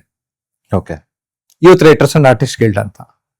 Welcome speech vote of thanks ಬೇರೆಯವ್ರಿಗೂ ಅವಕಾಶ ಕೊಡಿವೆ, ನಾನೇ ಜಾಸ್ತಿ ಮಾಡಿರೋದು. ನನ್ನ welcome speech vote of thanks ನ ಎಷ್ಟೊಂದ್ ಸರಿ ಅಪ್ರಿಶಿಯೇಟ್ ಮಾಡಿದ್ದಾರೆ ಬಂದಿರೋ ಆಡಿಯನ್ಸ್. ಅಂದ್ರೆ ವೆಲ್ಕಮ್ ಯಾವ ತರ ಡಿಫ್ರೆಂಟ್ ಪದಗಳಲ್ಲಿ ಮಾಡಬಹುದು, ವೋಟ್ ಆಫ್ ಥ್ಯಾಂಕ್ಸ್ ನ ಯಾವ ತರ ಡಿಫ್ರೆಂಟ್ ಆಗಿ ಮಾಡಬಹುದು ಮಾಡ್ತಾ ಇದ್ದೆ ನಾನು. ಓಕೆ, ನನಗೆ ಆ ಸಂದರ್ಭದಲ್ಲಿ ವೀಣಾ ದೊರೆಸ್ವಾಮಿ ಅಯ್ಯಂಗಾರು ತುಂಬಾ ತುಂಬಾ ದೊಡ್ಡವರೆಲ್ಲ ಹತ್ರದಿಂದ ನೋಡ್ಬಿಟ್ಟಿದ್ದೀನಿ, ಅವರ ಸರಳತೆ ನೋಡಿದ್ದೀನಿ. ಈಗ ಉದಾಹರಣೆಗೆ ವೀಣಾ ದೊರೆಸ್ವಾಮಿ ಅಯ್ಯಂಗಾರ್ ಮಾತ್ರ ಒಂದು ಇನ್ಸಿಡೆಂಟ್ ಹೇಳ್ತೀನಿ. ಸರ್, ಈಗೊಂದು 20 ಜನ ಬಂದಿದ್ದಾರೆ, ಇನ್ನೊಂದು 100 ಜನ ಬರೋವರೆಗೂ ಕಾಯೋಣ ಸರ್ ಅಂದ್ರೆ, ನೋಡಪ್ಪ ನೀನ್ ಜಯಪ್ರಕಾಶ್ ತಾನೆ, ನೀನ್ ಒಬ್ಬ ಅಲ್ಲಿ ಕುತ್ಕೊಂಡ್ರು ನಾನು ವೀಣೆ ನುಡಿಸ್ತೀನಪ್ಪ, ಶುರು ಮಾಡು, ಟೈಮ್ ಲೇಟ್ ಮಾಡಬಾರ್ದು ಅಂದ್ರು. ನನ್ಗವಾಗ ನಾನು ಎಲ್ಲಿ ಜನ ಕಡಿಮೆ ಅಂತ ಅನ್ಕೊಳ್ಳೋದೇ ಇಲ್ಲ. ವೀಣಾ ದೊರೆಸ್ವಾಮಿ ಅಯ್ಯಂಗಾರ್ ಕಣ್ಮುಂದೆ ಬಂದ್ಬಿಡ್ತಾರೆ, ನೀನ್ ಒಬ್ಬ ಇದ್ರೆ ಸಾಕಪ್ಪ ನಾನು ಶುರು ಮಾಡ್ತೀನಿ ಅಂದ್ರೆ ಅವ್ರಿಗೆ 20 ಜನ ಅದ್ ಕಡಿಮೆ ಅನ್ನಿಸ್ಲೇ ಇಲ್ಲ ಅವ್ರಿಗೆ. ಸೊ ಈ ತರ ನಾನು ನೋಡ್ತಾ ಇದ್ದಾಗ ಎಷ್ಟು ಯಾವ ತರ ದೊಡ್ಡ ವ್ಯಕ್ತಿಗಳು ಗಮನಿಸ್ತಾರೆ, ನೋಡ್ತಾರೆ ಅನ್ನೋದು ನನಗೆ ಅರ್ಥ ಆಗೋಯ್ತು. ಸೊ ಹಾಗೆ ಒಂಥರ ಜೊತೆಗೆ ಭೀಮ್ಸೇನ್ ಜೋಶಿ ಅವರ ಸಂಗೀತ ಕಚೇರಿ ಒಂದ್ಸರಿ ನಿರೂಪಣೆ ಮಾಡಿದ್ದೀನಿ ರವೀಂದ್ರ ಕಲಾಕ್ಷೇತ್ರದಲ್ಲಿ. ಅದರಲ್ಲಿ ಭಾಗ್ಯದ ಲಕ್ಷ್ಮೀ ಬಾರಮ್ಮ ನಾನು ಸ್ವಲ್ಪ ಎಕ್ಸ್ಟ್ರಾ ಹೇಳಿದ್ದಕ್ಕೆ ಹಿಂಗೊಂದ್ಸರಿ ನೋಡಿದ್ರು ನನ್ನ ಕಡೆ. ಡಾಕ್ಟರ್ ರಾಜ್ಕುಮಾರ್ ಭಾಗವಹಿಸಿದ 1-2 ಕಾರ್ಯಕ್ರಮ ನಾನು ನಿರೂಪಣೆ ಮಾಡಿದ್ದೀನಿ. ಶಿವರಾಮ್ ಕಾರಂತರದು 2 ಕಾರ್ಯಕ್ರಮ, ಅವ್ರ 2 ಪುಸ್ತಕಗಳ ಬಿಡುಗಡೆ ಸಮಾರಂಭದಲ್ಲಿ ಮಾತಾಡಿದ್ದೀನಿ. ಎಷ್ಟು ಬೇಕೋ ಅಷ್ಟೇ ಮಾತಾಡ್ತಾ ಇದ್ರು ಶಿವರಾಮ್ ಕಾರಂತರು. ಆಮೇಲೆ ಇನ್ನೊಂದು ಅವ್ರು ಬರೀ ಗೆಸ್ಟ್ ಆಗಿ ಬಂದಿದ್ದನ್ನ ಕೇಳಿದೆ, ನೋಡಿ ನನಗೆ ಈ ಪುಸ್ತಕ ಬಿಡುಗಡೆ ಕರೆದಿದ್ದಾರೆ, ಆದ್ರೆ ಪುಸ್ತಕ ನಿನ್ನೆ ರಾತ್ರಿ ತಲುಪಿಸಿದ್ದಾರೆ, ಹಾಗಾಗಿ ನಾನು ಇದ್ರ ಬಗ್ಗೆ ಹೇಳಕ್ಕೆ ನನಗೆ ಅರ್ಹತೆ ಇಲ್ಲ. ಈ ಟೈಟಲ್ ಏನಿದೆಯಲ್ಲ ಅದ್ರ ಬಗ್ಗೆ ಮಾತ್ರ ನಾನು ಮಾತಾಡ್ತೇನೆ ಅಂದ್ರೆ ಅಷ್ಟು ಪಕ್ಕಾ, ವೆರಿ ಕ್ಲಿಯರ್, ಸುಮ್ನೆ ನೋ ಡ್ರಾಮಾ. ಈ ಶೀರ್ಷಿಕೆ ಹೀಗೆ ಅಂತ ಶಿವರಾಮ್ ಕಾರಂತರು ಮಾತಾಡ್ಬಿಟ್ರು ಅಷ್ಟೇನೆ. ಅಂದ್ರೆ ಅವಾಗ ನಾನು ಎಷ್ಟು ಪ್ರಾಮಾಣಿಕವಾಗಿರ್ಬೇಕು, ನಿಜ ನಿಜ, ನನ್ನ ಮಾತುಗಳಲ್ಲಿ ಯಾವ ತರ ಇರ್ಬೇಕು ಅಂತ ನಂಗೆ ಅರ್ಥ ಆಯ್ತು. ಸೊ ರಾಜ್ಕುಮಾರ್ ಒಂದ್ ಸ್ಟುಡಿಯೋನಲ್ಲಿ ಎದುರು ಬದ್ರು ಕುತ್ಕೊಂಡು ಊಟ ಮಾಡಿದ ಒಂದು ಸಂದರ್ಭ, ಅದಾದ್ಮೇಲೆ ಒಂದು 10-15 ನಿಮಿಷ ಟೈಮ್ ಕೊಟ್ಟಿದ್ರು ಮಾತಾಡ್ತಾ ಇದ್ದಾಗ. ಆಮೇಲೆ ರಸ್ತೆನಲ್ಲಿ ನಾವು ವಾಕ್ ಮಾಡ್ಕೊಂಡು ಹೋಗ್ತಾ ಇದ್ರೆ ಗ್ಲಾಸ್ ನ ಕೆಳಗಡೆ ಇಳಿಸ್ಬಿಟ್ಟು ಚಿಕ್ಕ ಮಗು ತರ ಟಾಟಾ ಮಾಡೋದ್ರು ನನಗೆ. ರಾಜ್ಕುಮಾರ್ ಸರ್, ನನಗೇನ್ ಅನ್ಸುತ್ತೆ, ಈಗ 15 ನಿಮಿಷ ಮಾತಾಡಿದಿರಿ, ಕರೆಕ್ಟ್, ಅಷ್ಟಾಯ್ತು, ಮತ್ತೆ ರಸ್ತೆನಲ್ಲಿ ಹೋಗ್ಬೇಕಾದ್ರೆ ಗ್ಲಾಸ್ ಕೆಳಗಡೆ ಇಳಿಸ್ಬಿಟ್ಟು ಸ್ಮೈಲ್ ಮಾಡಿ ಟಾಟಾ ಮಾಡ್ತಾರೆ ಅಂದ್ರೆ. ಹೌದು, ಅಂದ್ರೆ ಪ್ರತಿಯೊಂದು ಗೆಸ್ಚರ್ಸ್ ನಮಗ್ ತುಂಬಾ ಖುಷಿ ಕೊಡುತ್ತೆ. ಸಿಮಿಲರ್ ವೇ ಗಿರೀಶ್ ಕಾರ್ನಾಡ್ ಅವ್ರ ಮನೆಗೆ ಹೋಗಿದ್ದಾಗ ಗೇಟರ್ಗೂ ಬಂದು ಚಿಕ್ಕ ಮಗು ತರ ಟಾಟಾ ಮಾಡಿ ಹೋಗಿದ್ರು ನಂಗೆ. ಅಂದ್ರೆ ಹತ್ರದಿಂದ ನೋಡ್ದಾಗ ತಾನೆ ಅವರ ಇದು ಗೊತ್ತಾಗೋದು ನಮ್ಗೆ, ಅವ್ರು ಹೇಗ್ ನಡ್ಕೋತಾರೆ ಮಾಡ್ತಾರೆ ಅನ್ನುವಂಥದ್ದು. ಆಮೇಲೆ ಏನೂ ಗೊತ್ತಿಲ್ಲದೆ ಇರೋರ್ ತರ ಪವರ್ ಪಾಯಿಂಟ್ ಎಲ್ಲ ನಾನು ರೆಡಿ ಮಾಡ್ತಾ ಇದ್ರೆ, ಗಿರೀಶ್ ಕಾರ್ನಾಡ್ ಈ ಕಡೆ, ಅವ್ರ ಹೆಂಡತಿ ಈ ಕಡೆ, ಇಬ್ರು 2 ಚೇರ್ ಹಾಕೊಂಡು ಅವ್ರ ಮನೆ ಕಂಪ್ಯೂಟರ್ ಅಲ್ಲಿ ನಾನು ಕರೆಕ್ಷನ್ಸ್ ಮಾಡ್ತಾ ಇದ್ರೆ ಸ್ಟೂಡೆಂಟ್ ತರ ಕುಳ್ತಿದ್ರು, ಕೀನ್ ಅಬ್ಸರ್ವರ್ಸ್ ಆಗಿ. ಅಂತ ದೊಡ್ಡ ನಟ, ಜ್ಞಾನಪೀಠ ಲಾರಿಗೆಟ್. ಆಮೇಲೆ ದೂರದರ್ಶನ್ ಡೈರೆಕ್ಟರ್ಗೆ ಈಸ್ ಎ ಮಾರ್ವೆಲಸ್ ಇಂಟರ್ವ್ಯೂಯರ್ ಅಂದ್ರು. ಅದೊಂದು ವರ್ಡ್ ನನಗೆ ದೊಡ್ಡ. ಈಗ ಸಕ್ಸಸ್ ಅಂದ್ರೆ ಆಸ್ ಎನ್ ಆಂಕರ್ ಅದೇ ದೊಡ್ಡ success. Is A very good ಇಂಟರ್ವ್ಯೂಯರ್ ಅಂತ ಸುಧಾಮೂರ್ತಿ ಹೇಳಿದ್ರು, ಮಾಸ್ಟರ್ ಹಿರಣ್ಣಯ್ಯ ಹೇಳಿದ್ರು. ನಮ್ಗೆ ಅದೇ ದೊಡ್ಡ ಸಕ್ಸಸ್ ಅನ್ಸ್ಬಿಡುತ್ತೆ. ಸೊ ನಾವು ಸಕ್ಸಸ್ ಅಂತ ಯಾವ್ದಂದ್ರೆ ನಾನೇ ಡಿಫೈನ್ ಮಾಡ್ಕೋಬಹುದು. ಈ ತರದ್ರೆಲ್ಲ ಖುಷಿ ಸಿಗುತ್ತಪ್ಪ. ಸರ್, ಈಗ ನಿಮ್ದು ಈಗ ಕಮ್ಯುನಿಕೇಶನ್ ಸ್ಕಿಲ್ಸ್ ಬಗ್ಗೆ ನಾವು ಮಾತಾಡೋದಾದ್ರೆ, ಈ ಕಮ್ಯುನಿಕೇಶನ್ ಸ್ಕಿಲ್ಸ್ ಅನ್ನೋದು ಇದು ಇನ್ನೊಬ್ರಿಂದ ನಾವು ಕಲ್ತ್ಕೊಳ್ಳೋ ಅಂತದ, ಅಥವಾ ಇದು ತನ್ನೊಳಗೇನೆ ನಾವು? ಅಲ್ಲ, ತನ್ನೊಳಗೆ ತಾನು ಅಂದ್ರೆ ನಮ್ಮ ಅಪ್ಪ ಅಮ್ಮ ಸರಿಯಾಗಿ ಮಾತಾಡ್ತಾ ಇದ್ರೆ ಅವ್ರ ತರ ಮಾತಾಡಕ್ ಬರುತ್ತೆ. ಅವ್ರು ಚೆನ್ನಾಗಿ ಡ್ರೆಸ್ ಹಾಕ್ತಾ ಇದ್ರೆ ಅವ್ರ ತರ ಡ್ರೆಸ್ ಹಾಕೊಳ್ತೀವಿ. ಅವರೆಲ್ಲ ಟೈಮ್ ಮ್ಯಾನೇಜ್ ಮಾಡ್ತಾ ಇದ್ರೆ ನಮ್ಗೆ ಹಂಗಂಗೆ ಬರ್ತದೆ. ನನಗೆ ತಿಳಿದ ಹಾಗೆ ಹೆರಿಡಿಟ್ರಿಯಿಂದ ಬರೋದಲ್ಲ, ಯಾರು ಬೇಕಾದರೂ ಕಲಿಯಬಹುದಾದ ವಿದ್ಯೆ ಕಮ್ಯುನಿಕೇಶನ್. ನಾನಂತೂ ನನ್ನ ಹತ್ರ ಯಾರು ಇದುವರೆಗೆ ಬಂದಿದ್ದಾರೆ 100% ಕಲಿಸ್ಬಿಟ್ಟಿದ್ದೀನಿ. Okay. ಅದರಿಂದ ನನಗೆ ಈ ಗ್ಯಾರಂಟಿಯಿಂದ ಹೇಳ್ತಾ ಇದ್ದೀನಿ, ಕಮ್ಯುನಿಕೇಶನ್ ಅಂದ್ರೆ ಸರಳವಾಗಿ ಅರ್ಥ ಮಾಡಿಸಿರ್ತೀನಿ. 3 ಇನ್ಪುಟ್ಸ್: ಓದುವುದು, ಆಲಿಸುವುದು, ನೋಡುವುದು. 3 ಇನ್ಪುಟ್, ನಮ್ಗೆ ಇನ್ಪುಟ್ ತಲೆಯೊಳಗೆ ಹಾಕೊಳ್ಳೋದು. 3 ಔಟ್ಪುಟ್: ಮಾತಾಡೋದು, ಬರವಣಿಗೆ. ನಾನಂತೂ ಈ ಬರವಣಿಗೆ ಇದು ನಿಮ್ಮ ಹಣೆ ಬರಹವನ್ನು ಬರೆಯುತ್ತದೆ ಅಂತೀನಿ. ನಿಜ. ನೀವು ಬರೆಯೋದಕ್ಕೆ ಶುರು ಮಾಡಿ, ಇನ್ಫ್ಯಾಕ್ಟ್ ನಿಮ್ಮ ಕಾನ್ಸಂಟ್ರೇಷನ್ ಹೆಲ್ಪ್ ಆಗುತ್ತೆ. ಹೌದು. ಇದು ರಿಸರ್ಚ್ ಕಂಡುಹಿಡಿದಿದ್ದಾರೆ. ಏನಂದ್ರೆ ಇಲ್ಲಿಂದ ಹಿಂಗ್ ನರ್ವ್ ಕನೆಕ್ಟ್ ಆಗಿ ಇಲ್ಲಿ ಬ್ರೈನ್ ಅಲ್ಲಿ ಬರ್ಕೊಳ್ಳುತ್ತಂತೆ. ನಿಜ ನಿಜ. ಹೌದು. ಸೊ ರಿಸರ್ಚರ್ಸ್ ಹೇಳಿದ್ದಾರೆ. ಹೇಳಿದ್ದಾರೆ. ಸೊ ಬರೆಯೋದು. 3ನೇದು ಬಾಡಿ ಲ್ಯಾಂಗ್ವೇಜ್. ಬಾಡಿ. ಈಗ ನಾವು ಕುಳಿತಿದ್ದೀವಿ, ನಿಲುವು ಅಥವಾ ಭಂಗಿ ಅಂತೀವಿ. ಮಾತಾಡ್ತಾ ಕೈ ಏನೋ ಮಾಡ್ತಾ ಇದ್ದೀನಿ, ಸ್ವಾಭಾವಿಕವಾಗಿರುತ್ತೆ ಬಾಡಿ ಲ್ಯಾಂಗ್ವೇಜ್. ಹೌದು. This and our dress, appearance, smile ಎಲ್ಲವೂ ಹಾವಭಾವ, ಗೆಸ್ಚರ್ಸ್ ಅಂತೀವಿ. ಇದಿಷ್ಟ್ರ ಮೇಲೆ ಫೋಕಸ್ ಮಾಡ್ಬಿಟ್ರೆ Okay. 3 inputs 3 outputs. ಔಟ್ಪುಟ್ಸ್. ಇದ್ರ ಮೇಲೆ ಫೋಕಸ್ ಮಾಡ್ಕೊಳ್ಳಿ, ನಿಮ್ ಪರ್ಸನಾಲಿಟಿನೇ ಮೌಲ್ಡ್ ಆಗುತ್ತೆ. ಕಾರಣ ಏನು? ಲೈಫ್ ಸ್ಕಿಲ್ಸ್ ನ ಕಿಂಗ್ ಆಫ್ ಲೈಫ್ ಸ್ಕಿಲ್ಸ್ ಯಾವುದು ಅಂದ್ರೆ ಕಮ್ಯುನಿಕೇಶನ್ ಸ್ಕಿಲ್ಸ್ ಅಂತ ಹೇಳ್ತಾರೆ. Okay. ಹಾಗಾಗಿ ಇದನ್ನೇ ಸ್ಟಾರ್ಟಿಂಗ್ ಅಲ್ಲಿ ನಾನು ಮಾಡ್ತೇನೆ. Okay. ಆಮೇಲೆ ಪರ್ಸನಾಲಿಟಿ ಡೆವಲಪ್ಮೆಂಟ್ ರಿಲೇಟೆಡ್ ವಿಷಯ, ಲೀಡರ್ಶಿಪ್ ಸ್ಕಿಲ್ಸ್ ಹೇಳ್ತಾ ಬರ್ತೀನಿ. ಓಕೆ ಸರ್, ಕಮ್ಯುನಿಕೇಶನ್ ಸ್ಕಿಲ್ ಬಗ್ಗೆ ಮಾತಾಡಿದ್ವಿ. ಆಮೇಲೆ ಲೀಡರ್ಶಿಪ್ ಅಂತ ಒಂದು ವರ್ಡ್ ತಗೊಂಡ್ರಿ. ಸೊ ಈಗ ನಿಮ್ಮ ಪ್ರಕಾರ, ಸೊ ಯಾಕೆಂದ್ರೆ ನೀವು ಸುಮಾರು ಜನನ ನೀವು ಟ್ರೈನ್ ಮಾಡ್ತಿರೋದೇ ಆ ಲೀಡರ್ಶಿಪ್ ರೋಲ್ಗೆ. ಸೊ ಒಬ್ಬ ಮನುಷ್ಯನ್ಗೆ ಅಥವಾ ಇಂಡಿವಿಜುವಲ್ಗೆ ಇರಬೇಕಾದಂಥ ಒಂದು 3-4 ಸ್ಕಿಲ್ ಸೆಟ್ಸ್ ಅಥವಾ ಹ್ಯಾಬಿಟ್ಸ್ ಏನು ಸರ್ ಒಳ್ಳೆ ಲೀಡರ್ ಆಗಲಿಕ್ಕೆ? ಹ್ಯಾಬಿಟ್ಸ್ ಅಂದ್ರೆ ಒಂದು ಟೈಮ್ ನ ಫಾಲೋ ಮಾಡೋದು, ಟೈಮ್ ಮ್ಯಾನೇಜ್ಮೆಂಟ್ ನ ಸರಿಯಾಗಿ ಇಟ್ಕೊಳ್ಳೋದು. 2ನೇದು ಫುಡ್ ಹ್ಯಾಬಿಟ್ಸ್. ಓಕೆ. ಫುಡ್ ಅಪರೂಪಕ್ಕೇನೋ ಒಂದ್ಸರಿ ಜಂಕ್ ಫುಡ್ ಓಕೆ, ರೆಗ್ಯುಲರ್ ಆಗಿ ನಮ್ಮ ನ್ಯಾಚುರಲ್ ಫುಡ್, ನಮ್ಮ ಆಯುರ್ವೇದ ಏನು ಹೇಳ್ತಾರೆ, ಆಯಾ ಕಾಲದ ಹಣ್ಣು, ಆಯಾ ಕಾಲದ ತರಕಾರಿ ತಿನ್ನಿ ಅಂತ ಆಯುರ್ವೇದ ಡಾಕ್ಟರ್ಸ್ಗಳನ್ನೂ ಇಂಟರ್ವ್ಯೂ ಮಾಡಿದ್ದೀನಿ. ಸಿಂಪಲ್ ಆಗಿ ಅಷ್ಟೇ ಹೇಳೋದು ಅವರು. ಅದನ್ನ ಚೆನ್ನಾಗಿ ತಿನ್ನಿ, ಆಮೇಲೆ ಎಷ್ಟು ಬೇಕೋ ಅಷ್ಟು ತಿನ್ನೋದು. ಸಿಕ್ತು ಅಂತ ನಾವೇನು ಒಂದೊಂದ್ ಸರಿ ಹೊಟ್ಟೆ ಉಬ್ರಿಸೋ ಅಷ್ಟು ತಿನ್ನೋ ಅಗತ್ಯ ಇಲ್ಲ. ಅದ್ ನನಗೆ I should know my limit. Same way unwanted thoughts ದೂರ ಇಡಬೇಕು. ಓಕೆ. ಅನ್ವಾಂಟೆಡ್ ನ ಬಿಟ್ಟು ವಾಂಟೆಡ್ ಅಷ್ಟೇ ಫೋಕಸ್ ಮಾಡಬೇಕು.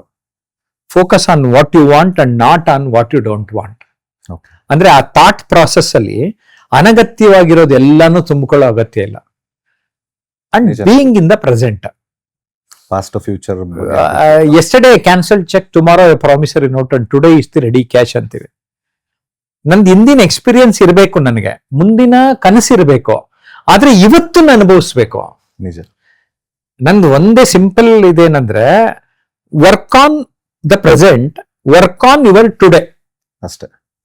ಅವತ್ತವತ್ತು ಬೆಳಿಗ್ಗೆ ಎದ್ದಾಗಿಂದ ರಾತ್ರಿ ಕಣ್ಮುಚ್ಚವರೆಗೂ ಏನೇನ್ ಕೆಲಸ ಮಾಡಿದ್ರಿ, ಸರಿಯಾಗಿ ಮಾಡಿದ್ರ, ಇನ್ನೊಂಚೂರು ಬೆಟರ್ ಆಗಿ ಮಾಡ್ಬೋದಾಗಿತ್ತ, ಪ್ಲಾನ್ ಮಾಡ್ಕೊಳ್ತಾ ಹೋಗಿ. Plan your day in the morning, audit your day in the evening ಅಂತ. ಅಂದ್ರೆ ಅವತ್ತಿನ ದಿನದ್ದು ಅವತ್ತು ನಾವು ಕಂಪ್ಲೀಟ್ ಒಂದು ಅನಲೈಸ್ ಮಾಡ್ತಾ ಹೋದ್ರೆ ಅಷ್ಟೇ ನಾಳೆಗೆ ಹೆಲ್ಪ್ ಆಗುತ್ತೆ. ಸೊ ಇದನ್ನೇ ನಾನೊಂದು 20 ವರ್ಷದಿಂದ ಮಾಡ್ಕೊಂಡ್ ಬಂದಿರೋದ್ರಿಂದ ಇವತ್ತು ನನ್ಗೇನ್ ಬೇಕು ಅದ್ ಮಾಡ್ತೀನಿ, ನನ್ಗೇನು ಬೇಡ ಬಿಟ್ಟಾಕ್ತೀನಿ. So choice, time management is nothing but priority management. ಯಾವುದಕ್ಕೆ ನನ್ನ ಸಮಯ ಕೊಡ್ಬೇಕು. ಈಗ ಒಂದೇ ಟೈಮಲ್ಲಿ 2-3 ತರ ಕೆಲಸ ಬರುತ್ತೆ. ಇದ್ರಲ್ಲಿ ನನ್ಗೆ ಯಾವ್ದು ಇಂಪಾರ್ಟೆಂಟ್, ಯಾವ್ದು ಅರ್ಜೆಂಟ್ ಯೋಚನೆ ಮಾಡ್ಬೇಕು, ಅದನ್ನ ಇಟ್ಕೊಂಡು ಮುಂದಕ್ಕೆ ಹೋಗ್ತಾ ಇರ್ಬೇಕು. ಅದ್ರ ಜೊತೆಗೆ ನಮ್ಮ ಗುರಿನ, ಈಗ ಯಾವ್ದೋ ನಮ್ಮ ಬೆಂಗಳೂರಲ್ಲಿ ಆಟೋಗಳ ಹೇಗೆ ಓಡಾಡಿಸ್ತಾರಲ್ಲ, ಹೌದು, ಹಂಗ್ ನಮ್ ಗುರಿಗಳು ಹೆಂಗೆಂಗೋ ಓಡಾಡಬಾರ್ದು. ರೈಲ್ವೆ ಟ್ರ್ಯಾಕ್ ತರ ಇರ್ಬೇಕು. ನೀವೇನೇ ಮಾಡಿ ಆ ಟ್ರ್ಯಾಕ್ ಅಲ್ಲಿ ಇರ್ಬೇಕು. ನಿಮ್ ಗುರಿ ಏನು? ರೈಲು ಹಂಗ್ ಓಡಾಡಕ್ ಆಗದೇ ಇಲ್ಲ, ಟ್ರ್ಯಾಕ್ ಇರುತ್ತೆ. ಹಾಗಾಗಿ ನಮ್ ಲೈಫ್ ಒಂದು ಟ್ರ್ಯಾಕ್ ಹಾಕಬೇಕು.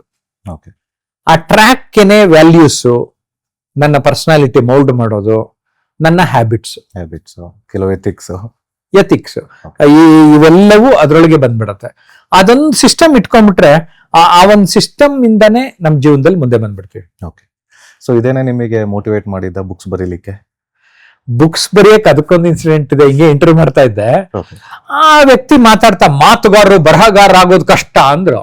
ಆ ಹೆಸರು ಮರ್ತ್ಬಿಟ್ಟಿದೀನಿ ಯಾರು ಹೇಳಿದ್ರು ಅಂತ. ಅದು ಆ ಮಾತು ನನಗ್ ಕೂತ್ಕೊಂಡ್ಬಿಡ್ತು. ನಾನು ಮಾತುಗಾರ, ಹೌದು. ನಾನು ಯಾಕೆ ಬರೆಯಕ್ಕಾಗಲ್ಲ, ಬರೆಯೋಣ, ಅಟ್ಲೀಸ್ಟ್ ಒಂದ್ ಪುಸ್ತಕ 2 ಪುಸ್ತಕ ಬರೆಯೋಣ ಅಂತ ಬರೆಯಕ್ ಶುರು ಮಾಡಿದೆ. Okay. ಅದು ಭಾಷಣ ಕೌಶಲ್ಯದ ಬಗ್ಗೆ ನುಡಿಗನ್ನಡಿ ನನ್ನ ಫಸ್ಟ್ ಬುಕ್. ಏನ್ ನೋಟ್ಸ್ ಮಾಡ್ಕೊಂಡಿದ್ದೆ, ಗೈಡ್ ತರ ಇತ್ತಲ್ಲ, ಕೊಟ್ಬಿಟ್ಟೆ. Okay. ಇವತ್ತು ಚೆನ್ನಾಗಿ ಹತ್ತತ್ರ 20 ಎಡಿಷನ್ ಮೇಲಾಗಿದೆ. ಫಸ್ಟ್ ಭಾಷಣ ನೋಡ್ಬೇಕು ಅಂದ್ರೆ ಈ ಬರ್ದೆ 22 ವರ್ಷ ಆಯ್ತು ನಾನದು. ಇವತ್ತಿಗೂ ಅದೊಂಥರ ಭಗವದ್ಗೀತೆ ತರ ಸ್ಪೀಕಿಂಗ್ ಸ್ಕಿಲ್ಸ್ಗೆ ಅಂತ ಹೇಳ್ತಾರೆ. Okay. ಆಮೇಲೆ ಸಪ್ನಾ ಬಕೋಸ್, ನಿತಿನ್ ಶಾ ಅವರು ಅದನ್ನ ಇನ್ನೊಂದ್ ಸ್ವಲ್ಪ ಬ್ಲೋ ಅಪ್ ಮಾಡ್ತೀರಾ ಅಂದ್ರು. ಇಲ್ಲ, ಅದು ಹಾಗೆ ಇರ್ಲಿ, ಇನ್ನೊಂದು ಪುಸ್ತಕ ನಿರೂಪಿಸಿ ಅಂತ ಬರೀತೀನಿ ಅಂತ. ಈ 22 ವರ್ಷದಲ್ಲಿ ಇನ್ನೇನೋ ಹೇಳ್ಬೇಕಾಗಿತ್ತಲ್ಲ, ಅದನ್ನು ಹೇಳ್ಬಿಟ್ಟು ಇನ್ನೊಂದು 35 ಆಂಕರ್ಸ್, ಟಿವಿನವರು, ರೇಡಿಯೋದವರು, ಸ್ಟೇಜ್ ಮೇಲೆ ಮಿಂಚ್ತಾ ಇರೋರು, ಎಲ್ರು ನಿಮ್ ಅನುಭವ ಕೊಡ್ರಿ ಅಂದ್ಬಿಟ್ಟು ಎಲ್ಲಾರ್ದು ಕಂಪೈಲ್ ಮಾಡಿ ನಿರೂಪಿಸಿ ಅಂತ ಕೊಟ್ಬಿಟ್ಟೆ. Okay. ಸೊ ಅದಾದ್ಮೇಲೆ ಬರಿತಾ ಒಂದಾದ್ಮೇಲೆ ಇನ್ನೊಂದು ಬರೆಯೋಣ ಅಂತ ಈಗ 20ಕ್ಕೆ ನಿಲ್ಸಿದ್ದೀನಿ. ಇನ್ನು 5 ಎಕ್ಸ್ಟ್ರಾ ಪ್ರಿಪೇರ್ ಆಗ್ತಾ ಇದೀನಿ. ಸೊ ರೆಡಿ ಆಗ್ತಾ ಇದೆ. 17 ಪ್ರಿಂಟ್ ಆಗೋಗಿದೆ, Okay. 3 ಪ್ರಿಂಟಿಂಗ್ ಅಲ್ಲಿ ಇದೆ, ಹಾಗಾಗಿ 27 ಇದೆ ಕನ್ನಡ. ಇನ್ನ 5-6 ಪುಸ್ತಕ ಪ್ರಿಪರೇಷನ್ ಅಲ್ಲಿ ಇದೆ. ಪ್ರಿಪರೇಷನ್ ಅಂದ್ರೆ ನಿಮ್ದು ಕೆಲವು ಬುಕ್ಸ್ಗಳು ಇಂಗ್ಲಿಷ್ಗೂ ಟ್ರಾನ್ಸ್ಲೇಷನ್ ಆಗಿದೆ. 6 ಪುಸ್ತಕ ಆಗಿದೆ. 6 ಪುಸ್ತಕ ಆಗಿದೆ. ಅದರಲ್ಲಿ ಟ್ರಾನ್ಸ್ಫಾರ್ಮ್ ಯುವರ್ ಲೈಫ್ ಇನ್ಸ್ಟೆಂಟ್ಲಿ ಅಂತ ಇದೆ. ಅದನ್ನ ಫಸ್ಟ್ ಓದ್ಬಿಟ್ರೆ 36 ಪಾಯಿಂಟ್ ಕೊಟ್ಟಿದ್ದೀನಿ. ಓಕೆ, ನಮ್ ಇಂಟರ್ವ್ಯೂ ಅಲ್ಲಿ ಕಂಟಿನ್ಯೂ ಆದ್ರೆ ಒಳ್ಳೇದು. ಹೆಂಗೆ ಅಂದ್ರೆ ಅವ್ರ ಪುಸ್ತಕ ತಗೋಬೇಕು, ಓದ್ಬಿಟ್ರೆ ಅವ್ರ ಜೀವನ ಗ್ಯಾರಂಟಿ ಟ್ರಾನ್ಸ್ಫಾರ್ಮ್ ಆಗುತ್ತೆ ಅಂತ ಘಂಟಾಘೋಷವಾಗಿ ಈ ಸಂದರ್ಶನದಲ್ಲಿ ಹೇಳ್ತಾ ಇದ್ದೀನಿ. ಯಾಕಂದ್ರೆ 3 ವರ್ಷ ವರ್ಕ್ ಮಾಡಿದೆ. ನಂತರ ಬರ್ತಾರೆ, ಸರ್ ನಾನು ಚೇಂಜ್ ಆಗ್ಬೇಕು, ಟ್ರಾನ್ಸ್ಫಾರ್ಮ್ ಆಗ್ಬೇಕು. ಹೇಗೆ?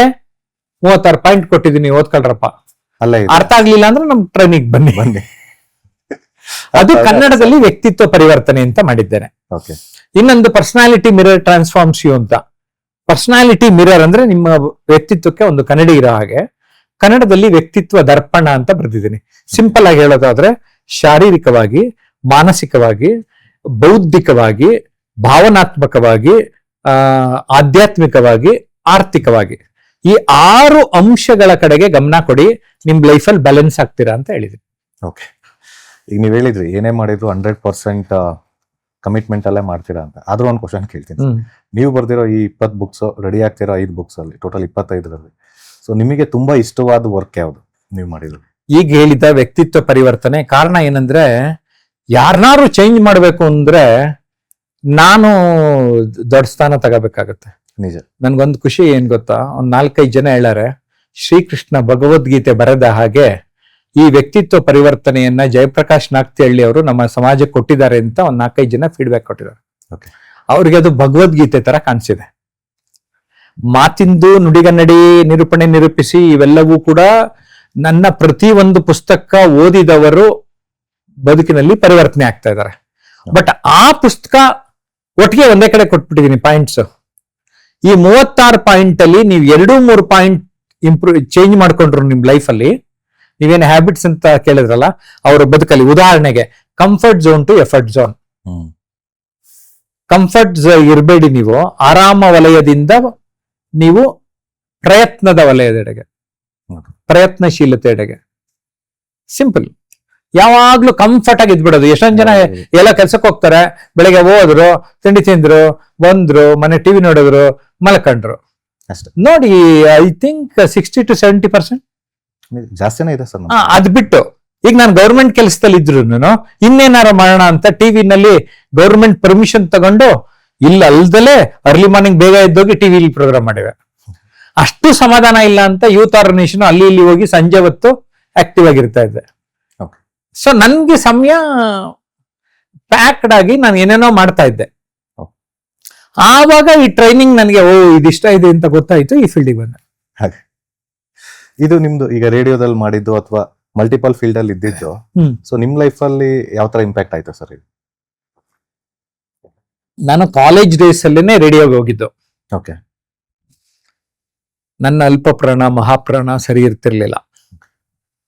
ಅಲ್ಲ ಪಾಟೀಲ್ ಅಂತ ಇದ್ರೆ ಆಕಾಶವಾಣಿಲಿ, ನೋಡಪ್ಪ ನೀನ್ ಇವೆಲ್ಲ ಸರಿ ಮಾಡ್ಕೊಂಡ್ ಬಂದ್ರೆ ಕೊಡಕ್ಕಾಗ ನೆಕ್ಸ್ಟ್ ಪ್ರೋಗ್ರಾಮ್ ಅಂದ್ರು.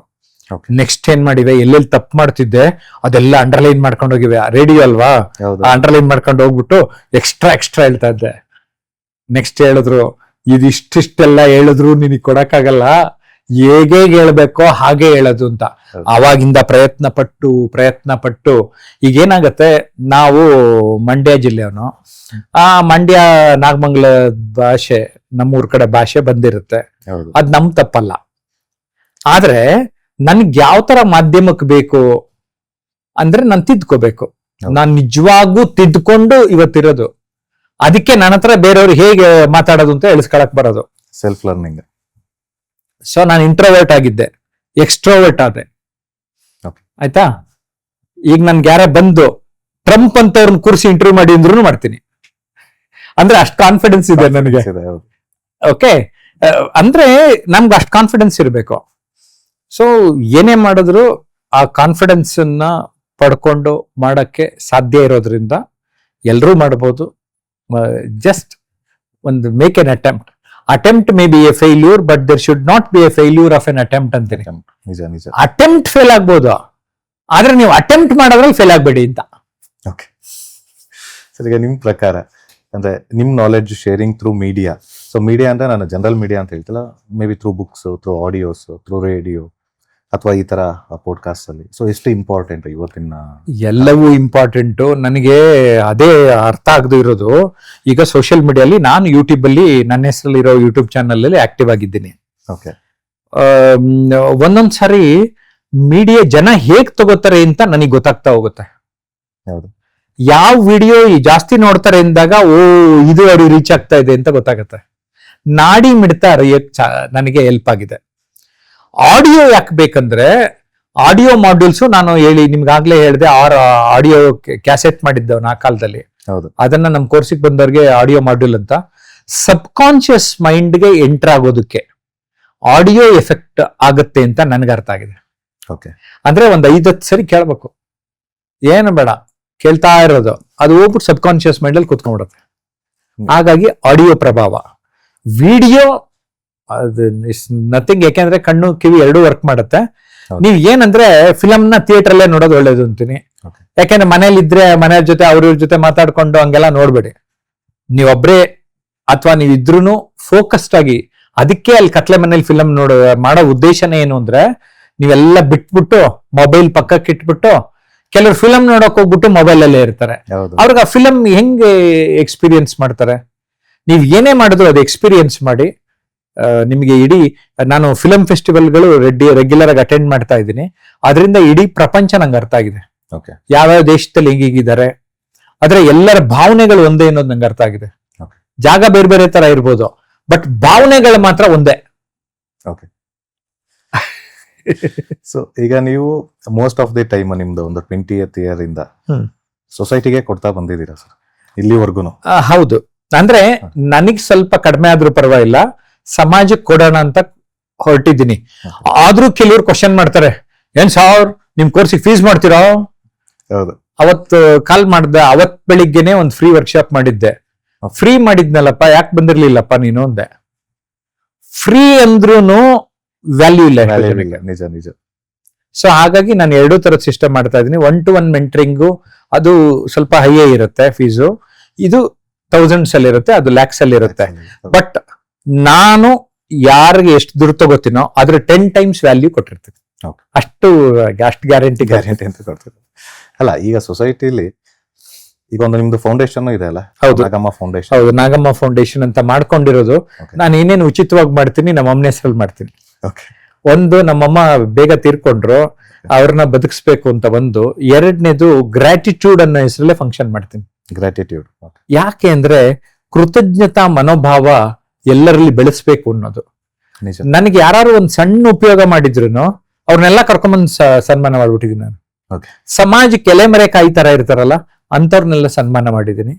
ಅದು ನನಗೆ ತುಂಬಾ ಖುಷಿ ಕೊಡುತ್ತೆ. ಸಾಮಾನ್ಯವಾಗಿ ಸೆಪ್ಟೆಂಬರ್ ಅಕ್ಟೋಬರ್ ತಿಂಗಳಲ್ಲಿ ನಾನು ಮಾಡ್ತೇನೆ. ಅದು ಮಾಡೋ ಉದ್ದೇಶ ಸಮಾಜಕ್ಕೆ, ನಾವು ಯಾರಾದ್ರೂ ಉತ್ತಮ ಕೆಲಸ ಮಾಡ್ತಾ ಇದ್ರೆ ಅಂತವ್ರನ್ನ ಗೌರವಿಸ್ಬೇಕು, ನೀವು ಗೌರವಿಸಿ ಅಂತ ಹೇಳಕ್ಕೆ. ಅಂದ್ರೆ ಪ್ರತಿಯೊಬ್ಬರಿಗೂ ಇದು ಸೋಷಿಯಲ್ ರೆಸ್ಪಾನ್ಸಿಬಿಲಿಟಿ ಅನ್ನೋದು ಎಷ್ಟು ಇಂಪಾರ್ಟೆಂಟ್ ಅಂತ ನೀವು ಇದ್ರ ಮೂಲಕ ಹೇಳ್ತಾ ಇದ್ದೀರಾ? ನಿಮ್ಗೆ ಈ ಸಂದರ್ಶನದಲ್ಲಿ ಹೇಳಿಲ್ಲ, ನಾನು ಕಾಲೇಜ್ ಬಿಟ್ಟಾಗಿಂದ ಗೌರ್ಮೆಂಟ್ ಜಾಬ್ ಅಲ್ಲಿ ಇದ್ದ ಟೈಮಲ್ಲಿ ಸಂಜೆ ಹೊತ್ತು ಶನಿವಾರ ಭಾನುವಾರ ಎಲ್ಲ ಬರೀ ಸಮಾಜ ಸೇವೆ ಮಾಡಿದ್ದೀನಿ. ಒಟ್ಟು 500 ಕಾರ್ಯಕ್ರಮಗಳನ್ನ ಈ ಸಮಾಜಕ್ಕೆ ನೀಡಿದ್ದೀನಿ ನಾನು. Okay. ಅಂದ್ರೆ ಈ ಜಯಪ್ರಕಾಶ್ ಭೂಮಿಗೆ ಬಂದಿರೋದಕ್ಕೆ 500 ಫಿಸಿಕಲ್ ಕಾರ್ಯಕ್ರಮಗಳು, ಅದು ಲಿಟರಲಿ, ಕಲ್ಚರಲಿ ಅಥವಾ ಸೋಷಿಯಲಿ ಇರುವಂತದ್ದು. ಥಿಯೇಟರ್ ವರ್ಕ್ಶಾಪ್ ಮಾಡಿದ್ದೀನಿ, ಮೈಮ್ ವರ್ಕ್ಶಾಪ್ಸ್ ಮಾಡಿದ್ದೀನಿ, ಡ್ರಾಯಿಂಗ್ ವರ್ಕ್ಶಾಪ್ಸ್ ಮಾಡಿದ್ದೀನಿ, Okay. ದೊಡ್ಡ ದೊಡ್ಡ ಎಕ್ಸ್ಪರ್ಟ್ಸ್ ಕರ್ಕೊಂಬಂದ್ ಮಾಡಿಸಿದ್ದೀನಿ. ಆ ಎಲ್ಲ ಖುಷಿ ನನ್ಗಿದೆ. ಕಾಂಪಿಟೇಟಿವ್ ಎಕ್ಸಾಮ್ ಸ್ಟೂಡೆಂಟ್ಸ್ಗೆ ಗೌರ್ಮೆಂಟ್ ದುಡ್ಡಲ್ಲಿ ವರ್ಕ್ಶಾಪ್ಸ್ ಮಾಡಿದ್ದೀನಿ. Okay. ನಾನು youth writers and artist guild ಅಲ್ಲಿ ಇದ್ದಾಗ ಸರ್ಕಾರದ ಪ್ರಾಜೆಕ್ಟ್ಗೆ ಅವ್ರಿಗೆ ನನಗೆ ಕರೆಯೋರು, ಇದೊಂದು ಮಾಡ್ತೀಯನಪ್ಪ ಪ್ರಾಜೆಕ್ಟ್ ಅಂತ. ಆ ಕಾಲದಲ್ಲಿ 30,000 ಕೊಡೋರು. ನಾನು ಆ 30,000 ಇಟ್ಕೊಂಡು 300 ಜನಕ್ಕೆಲ್ಲ 3 days ವರ್ಕ್ಶಾಪ್ಸ್ ಎಲ್ಲ ಮಾಡಿದ್ದೀನಿ. ಅದ್ರಲ್ಲಿ KS ಆಫೀಸರ್ ಆಗಿರೋರು, ಸರ್ ನಿಮ್ ವರ್ಕ್ಶಾಪಿಗೆ ಬಂದಿದ್ದೆ ಅಂತ ಈಗಲೂ ಹೇಳ್ತಾರೆ. ಸೊ ಇದೇ ಸ್ಯಾಟಿಸ್ಫ್ಯಾಕ್ಷನ್ ನನ್ಗೆ ಅಷ್ಟೇ. ಅವಾಗ ಸಿಗ್ತಾರೆ. ಒಂದು ಮೆಟ್ರೋಲ್ ಅವಾಗ ಓಡಾಡ್ಬೇಕಾರೆ ಸೀಟ್ ಬಿಟ್ಕೊಟ್ಟಿದ್ದಾರೆ ಎಷ್ಟೊಂದ್ ಜನ. Okay. ಏನಪ್ಪ ಸರ್ ನಿಮ್ದು ಆ ಕಾರ್ಯಕ್ರಮ ನೋಡಿದ್ದೆ, ಈಗ ಯೂಟ್ಯೂಬ್ ಅಲ್ಲಿ ನೋಡಿದೆ, ಟಿವಿಲಿ ನೋಡ್ತಾ ಇದ್ದೆ, ರೇಡಿಯೋಲ್ಲಿ ಭಾಗವಹಿಸಿದ್ದೆ, ನೀವು ಪ್ರೆಸಿಡೆಂಟ್ ಆಗಿದ್ದಾಗ ಆ ಕಾರ್ಯಕ್ರಮ ನೋಡಿದೆ. ಈ ತರದ್ ಏನೋ ಒಂದು ಲಿಂಕ್ ಮಾಡಿ ಹೇಳ್ತಾರಲ್ಲ, ಆವಾಗ ನಾನು ಏನೋ ಮಾಡಿದ್ ವೇಸ್ಟ್ ಆಗಿಲ್ಲ. ಅದಿದೆ ಸಮಾಜದಲ್ಲಿ ಆ ಒಂದು ಗುಡ್ ಫೀಲಿಂಗ್ಸ್ ಏನಿದೆಯಲ್ಲ, ಪಾಸಿಟಿವಿಟಿ ಔರಾ ಅಂತ ಹೇಳ್ತೀವಿ, ಅದು ನನ್ನಲ್ಲಿ ವರ್ಕ್ ಮಾಡ್ತಾ ಇದೆ. ನಾನು ಅದಕ್ಕೆ ನೆಗೆಟಿವ್ ಆಗಿರೋದು ಬಿಟ್ಟೇ ಬಿಟ್ಟಿದ್ದೀನಿ. ನನಗೆ ಯಾರು ಕೆಟ್ಟದ್ ಮಾಡಿದ್ರು ಚೆನ್ನಾಗಿರಪ್ಪ ಅಂತೀನಿ ಅಷ್ಟೇ. ಆದ್ರೆ ಒಂದು ಭಯ ಏನಂದ್ರೆ, ನನಗೆ ಕೆಟ್ಟದ್ ಮಾಡಿದವ್ರಿಗೆ ಹೆಂಗೋ ಕೆಟ್ಟದಾಗ್ಬಿಡುತ್ತೆ, ಅದನ್ನು ನೋಡ್ಬಿಟ್ಟಿದ್ದೀನಿ ನಾನು. Okay. ಸೊ ಅವಾಗ ಏನ್ ಅರ್ಥ ಆಯ್ತು ಅಂದ್ರೆ, ನಾನು ನನ್ನ ಪಾಡಿಗೆ ನಾನು ಇರೋಣ ಅಂತ, ನನಗೆ ಒಂದು ಆ ಪಾಸಿಟಿವಿಟಿ ನನಗೆ ತುಂಬಾ ಕೆಲಸ ಮಾಡ್ತಾ ಇರೋದು ನಂಗೆ ಅರ್ಥ ಆಗಿದೆ. ನಾನು ಏನೂ ಪ್ರಯತ್ನ ಮಾಡದೇ ಇದ್ರು ನಾನು ಅಂದ್ಕೊಂಡಂಗೆ ನನ್ನ ಜೀವನದಲ್ಲಿ ಕೆಲವೊಂದು ಬದಲಾವಣೆಗಳಾಗ್ಬಿಡುತ್ತೆ. ಅದು ನಿಜವಾಗಿಯೂ ಈ ಒಂದು ಪರಿಸರದಲ್ಲಿ ಆ ಪಾಸಿಟಿವಿಟಿಗೆ ವ್ಯಾಲ್ಯೂ ಇದೆ ಅನ್ನೋದು ನನಗೆ ಅರ್ಥ ಆಗಿದೆ.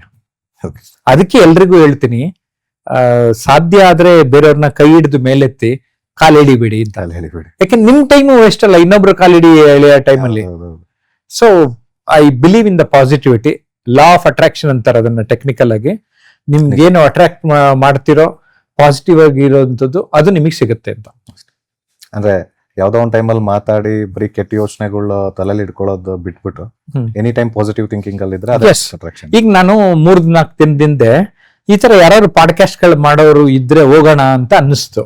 ನಿಮ್ ಕರೆ ಬಂತು, ಇಲ್ಲಿ ಬಂದ್ಬಿಟ್ಟಿದೀನಿ. Seriously okay. ನನ್ಗೆ ಯಾರ್ದೋ ಬೇರೆಯವ್ರ ಪಾಡ್ಕಾಸ್ಟ್ ನೋಡ್ತಾ ನಾನು ಇನ್ ಮುಂದೆ ಈ ತರದ್ ಹೋಗಿದ್ರೆ ಒಳ್ಳೇದು ಅನ್ಕೊಂಡೆ. ಇದೇ ಉದಾಹರಣೆ. ನೀವೇ ನಮ್ಮನ್ನ ಟ್ರ್ಯಾಕ್ ಮಾಡಿದ್ರಿ. ಗೊತ್ತಿಲ್ಲ, ನಾನು ಅಂದ್ಕೊಂಡೆ ಅಷ್ಟೇ. ನೀವು ಕರ್ದಿದ್ದೀರಾ, ಬಂದು ಬಿಟ್ಟಿದ್ದೀನಿ. ಅಂದ್ರೆ ನೀವೇನೋ ಅಂದ್ಕೊಂತೀರಿ, ಹೌದು. ನೀವೇನೋ ಮಾಡ್ತೀರಿ, ನೀವು ಒಳ್ಳೆ ಮನಸ್ಸಿನಿಂದ. ಇನ್ನೊಂದು ಅದರಲ್ಲಿ ಇಡನ್ ಎಜೆಂಡಾ ಕೆಟ್ಟತನ ಇರಬಾರ್ದು, ಹೌದು. ಒಳ್ಳೇದೇ ಇರ್ಬೇಕು. ನೋಡಿ ನಿಮ್ ಲೈಫಲ್ಲಿ ಚೇಂಜ್ ಆಗ್ಲಿಲ್ಲ ಅಂದ್ರೆ, ಓಕೆ. ಇದು ನಿಜವಾದ, ಇದು ನಂದು ಗ್ರೇಟೆಸ್ಟ್ ಮೆಸೇಜ್ ಅನ್ಕೊಳ್ಳಿ ಇಂಟರ್ವ್ಯೂನಲ್ಲಿ. Okay. Be positive, being human. ಇನ್ನೊಂದು, ನಾವೆಲ್ಲ ಹ್ಯೂಮನ್ ಬೀಯಿಂಗ್ ಹ್ಯೂಮನ್, ಮನುಷ್ಯರನ್ನಾಗಿ ನೋಡೋದು ಕಲ್ತ್ಕೊಳ್ಳೋದು. ಹೌದು. Being good and doing good. ನಾವು ಒಳ್ಳೇದಾಗಿರೋದು, ಇನ್ನೊಬ್ರಿಗೆ ಒಳ್ಳೇದೇ ಬಯಸೋದು. ಓಕೆ. ಆದ್ರೆ ಎಷ್ಟೊಂದ್ ಜನ ನಮಗ್ ಕೆಟ್ಟದ್ದಾಗಿದ್ರು ಪರವಾಗಿಲ್ಲ, ಅವ್ರಿಗೂ ಕೆಟ್ಟದ್ದಾಗ್ಲಿ ಅಂತ ಬಯಸ್ತಾರಲ್ಲ, ಅದು ಬಿಡ್ಬೇಕು. ಓಕೆ. ಸೊ ಈಗ ನಿಮ್ದು ಜರ್ನಿ ಒಂದ್ಸಲ ರಿವೈಂಡ್ ಮಾಡಿದ್ರೆ ಸರ್, ನೀವು ಏನ್ ಅನ್ಸುತ್ತೆ ನಿಮ್ಗೆ ನಿಮ್ ಜರ್ನಿ ಬಗ್ಗೆ? ನನ್ನ ಜರ್ನಿ ಬಗ್ಗೆ ನನಗೆ ಇವತ್ತೇ ನನ್ನ ಕೊನೆ ದಿನ ಆದ್ರೂ ನನ್ನ ಬದುಕನ್ನ ವೇಸ್ಟ್ ಮಾಡಿಲ್ಲ, ಓಕೆ, ಚೆನ್ನಾಗಿ ಕಳೆದಿದ್ದೀನಿ ಅಂತ ಸಂತೋಷವಾಗಿ ಇರ್ತೀನಿ. ಕಾರಣ ಏನಂದ್ರೆ, ನಾನೇ ಎಲ್ಲರಿಗೂ ಹೇಳ್ತಾ ಇರ್ತೀನಿ, we have to live as if there is no tomorrow. ನಿಜ. ನಾಳೆ ಇದೆಯೋ ಇಲ್ವೋ ಅನ್ನೋದು ಗೊತ್ತಿಲ್ಲ, ಅವತ್ತವತ್ತು ಚೆನ್ನಾಗಿ ಕಳೆದು ಬಿಡು ಅಂತ. ಅದಕ್ಕೆ I believe in today and this moment. Okay. ಆವಾಗ ಅಪರಾಧಿ ಮನೋಭಾವ ಬರದಲೆ ನಮ್ಗೆ ಪ್ರತಿ ದಿನ ಚೆನ್ನಾಗಿ ಕಳೀತಾ ಹೋಗ್ತೀನಿ.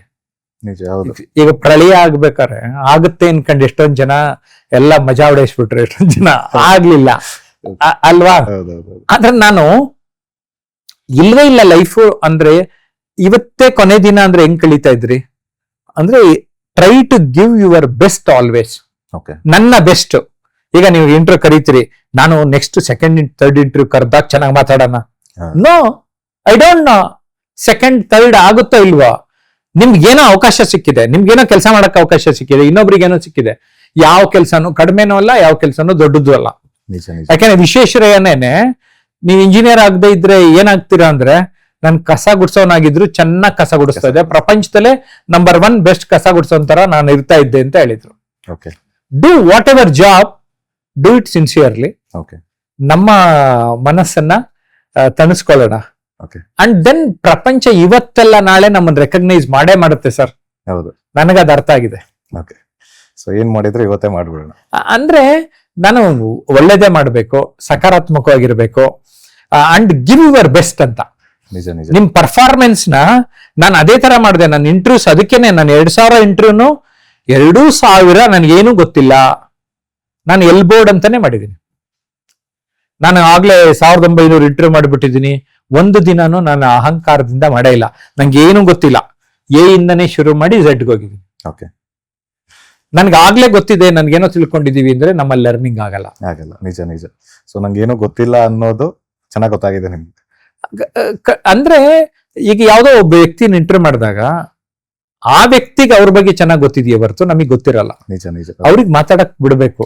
ಹೌದು. ಅವ್ರ ಓಪನ್ ಅಪ್ ಆದಾಗ ಗೊತ್ತಾಗ್ತಾನೆ ಇರುತ್ತೆ. ಈಗ ನೀವು ಮಾತಾಡಿಸ್ತಾ ಇದ್ರಿ, ನಂದು ಎಷ್ಟೊಂದು ವಿಷಯ ಹೊರಗಡೆ ಬಂದ್ಬಿಡ್ತು ನೋಡಿ. ಹೌದು, ಹೊರಗಡೆ ತಗ್ಸಿದ್ರಿ. ಅದೇ ಸಂದರ್ಶನ. ಹೌದು, ಸಂದರ್ಶನ. Okay sir. ಓಕೆ, ಈಗ ಒಂದು ರ್ಯಾಪಿಡ್ ರೌಂಡ್ ಮಾಡೋಣ. ಎಸ್. ಓಕೆ, ಇದ್ರಲ್ಲಿ ಹೆಂಗೆ ಅಂದ್ರೆ ಒನ್ ವರ್ಡ್ ಆನ್ಸರ್ಸ್ ಕೊಡ್ಬೇಕು ನೀವು. ನಾನು ಕ್ವಶನ್ ಕೇಳ್ತೀನಿ, ಒನ್ ವರ್ಡ್ ಆನ್ಸರ್. ಓಕೆ, ಎಲ್ಲರೂ ಓದ್ಲೇಬೇಕಾದಂತ ಒಂದೇ ಒಂದು ಬುಕ್. ನನ್ನ ಪುಸ್ತಕ ವ್ಯಕ್ತಿತ್ವ ಪರಿವರ್ತನೆ. ಒಂದು ಲೈಫ್ ಸ್ಕಿಲ್ ಎಲ್ಲರೂ ಅಳವಡಿಸ್ಕೋಬೇಕಿರೋದು. Time management. ನಿಮ್ ಪ್ರಕಾರ ಡಿಸಿಪ್ಲಿನ್ ಇಂಪಾರ್ಟೆಂಟಾ ಅಥವಾ ಮೋಟಿವೇಶನ್ ಇಂಪಾರ್ಟೆಂಟಾ? Self discipline. ಅದೇ ಮೋಟಿವೇಶನ್.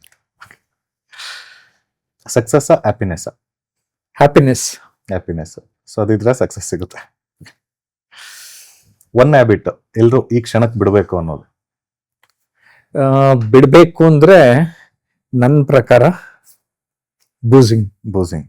ಯಾಕಂದ್ರೆ ಸುಮಾರು ಮನೆ ಹಾಳಾಗ್ತದೆ ಇರೋದು ನೋಡಿದ್ದೀನಿ, ಅದಕ್ಕೆ. ಓಕೆ, ಒನ್ ಹ್ಯಾಬಿಟ್ ಎಲ್ರು ಸ್ಟಾರ್ಟ್ ಮಾಡ್ಬೇಕಿರೋದು? ಇನ್ನೊಬ್ರನ್ನ ಪ್ರೀತಿಸೋದು, ಎಲ್ಲರನ್ನು ಪ್ರೀತಿಸೋದು. ಓಕೆ, ಸೊ ಒಂದು ಕೋಟ್ ನೀವು ಇವತ್ತಿಗೂ ಬದುಕ್ತಾ ಇರೋದು?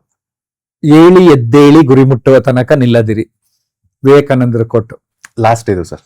ಸೊ ಒಂದು ಮೆಸೇಜ್ ನೀವು ಯೂತ್ಸಿಗೆ ಅಥವಾ ಯಂಗ್ಸ್ಟರ್ಸಿಗೆ ಅಥವಾ ಫ್ಯೂಚರ್ ಆಸ್ಪಿರೆಂಟ್ಸ್ಗೆ ಒಂದು ಲೀಡರ್ಶಿಪ್ ರೋಲ್ ಅಲ್ಲೋ ಅಥವಾ ಒಂದು ಕಾಂಪಿಟೇಟಿವ್ ಎಕ್ಸಾಮ್ ಕ್ಲಿಯರ್ ಮಾಡಬೇಕು ಅಂತ ಇರೋರಿಗೆ ಕೊಡೋದಾದ್ರೆ ಏನು? ಲೈಫ್ ನಮ್ದೇನೆ ಅಂತ ಇನ್ನೊಂದು ಪುಸ್ತಕ ಬರೆದಿದ್ದೇನೆ. ಓಕೆ, ನಮ್ ಲೈಫ್ ನಮ್ದು. First focus on yourself, okay, then you are eligible to focus on others or to comment about others. Okay sir, ನೀವು ಲಕ್ಷಾಂತರ ಜನ ಇಂಡಿವಿಜುವಲ್ಸ್ ಲೈಫ್ನ ಚೇಂಜ್ ಮಾಡಿದ್ದೀರಾ, ಅಂದರೆ ಮೋಟಿವೇಟ್ ಮಾಡಿದ್ದೀರಾ, ಗೈಡ್ ಮಾಡಿದ್ದೀರಾ. ಇವತ್ತು ನಿಮಗೂ ಖುಷಿ ಇದೆ ಅವರು ಒಳ್ಳೊಳ್ಳೆ ಸ್ಥಾನದಲ್ಲಿ ಇರೋದು ಅಥವಾ ಎಲ್ಲರೂ ಸಿಕ್ಕಾಗ ನಿಮ್ಮ ಹತ್ರ ಶೇರ್ ಮಾಡ್ಕೊಳ್ಳೋದು. ಸೊ ಇದೆಲ್ಲ ನೋಡಿದಾಗ ನೀವು ಒಂದು ಮೆಸೇಜ್ ಎಲ್ರಿಗೂ ಕೊಡೋದಾದ್ರೆ ನಮ್ಮ ಈ ಪೋಡ್ಕಾಸ್ಟ್ ಎಪಿಸೋಡ್ ಮೂಲಕ, ಸೊ ಏನದು? ಯಾರು ಬೇಕಾದ್ರೂ ಸಾಧಕರಾಗ್ಬೋದು, ಓಕೆ, ಯಾರು ಬೇಕಾದ್ರೂ ನಾಯಕರಾಗ್ಬೋದು. ಅದು ಅರ್ಥ ಮಾಡ್ಕೋಬೇಕು, ನೀವು ಡಿಸೈಡ್ ಮಾಡ್ಕೋಬೇಕು. ಸೊ ಫಸ್ಟ್ ಅವ್ರಿಗೆ ಒಳಗಡೆ ಇದ್ದ ಅದು ಅನ್ಸ್ಬೇಕು, ನಾನು ಆಗ್ಬೇಕು, ನಾನು ಮಾಡ್ಬೇಕು ಅಂತ.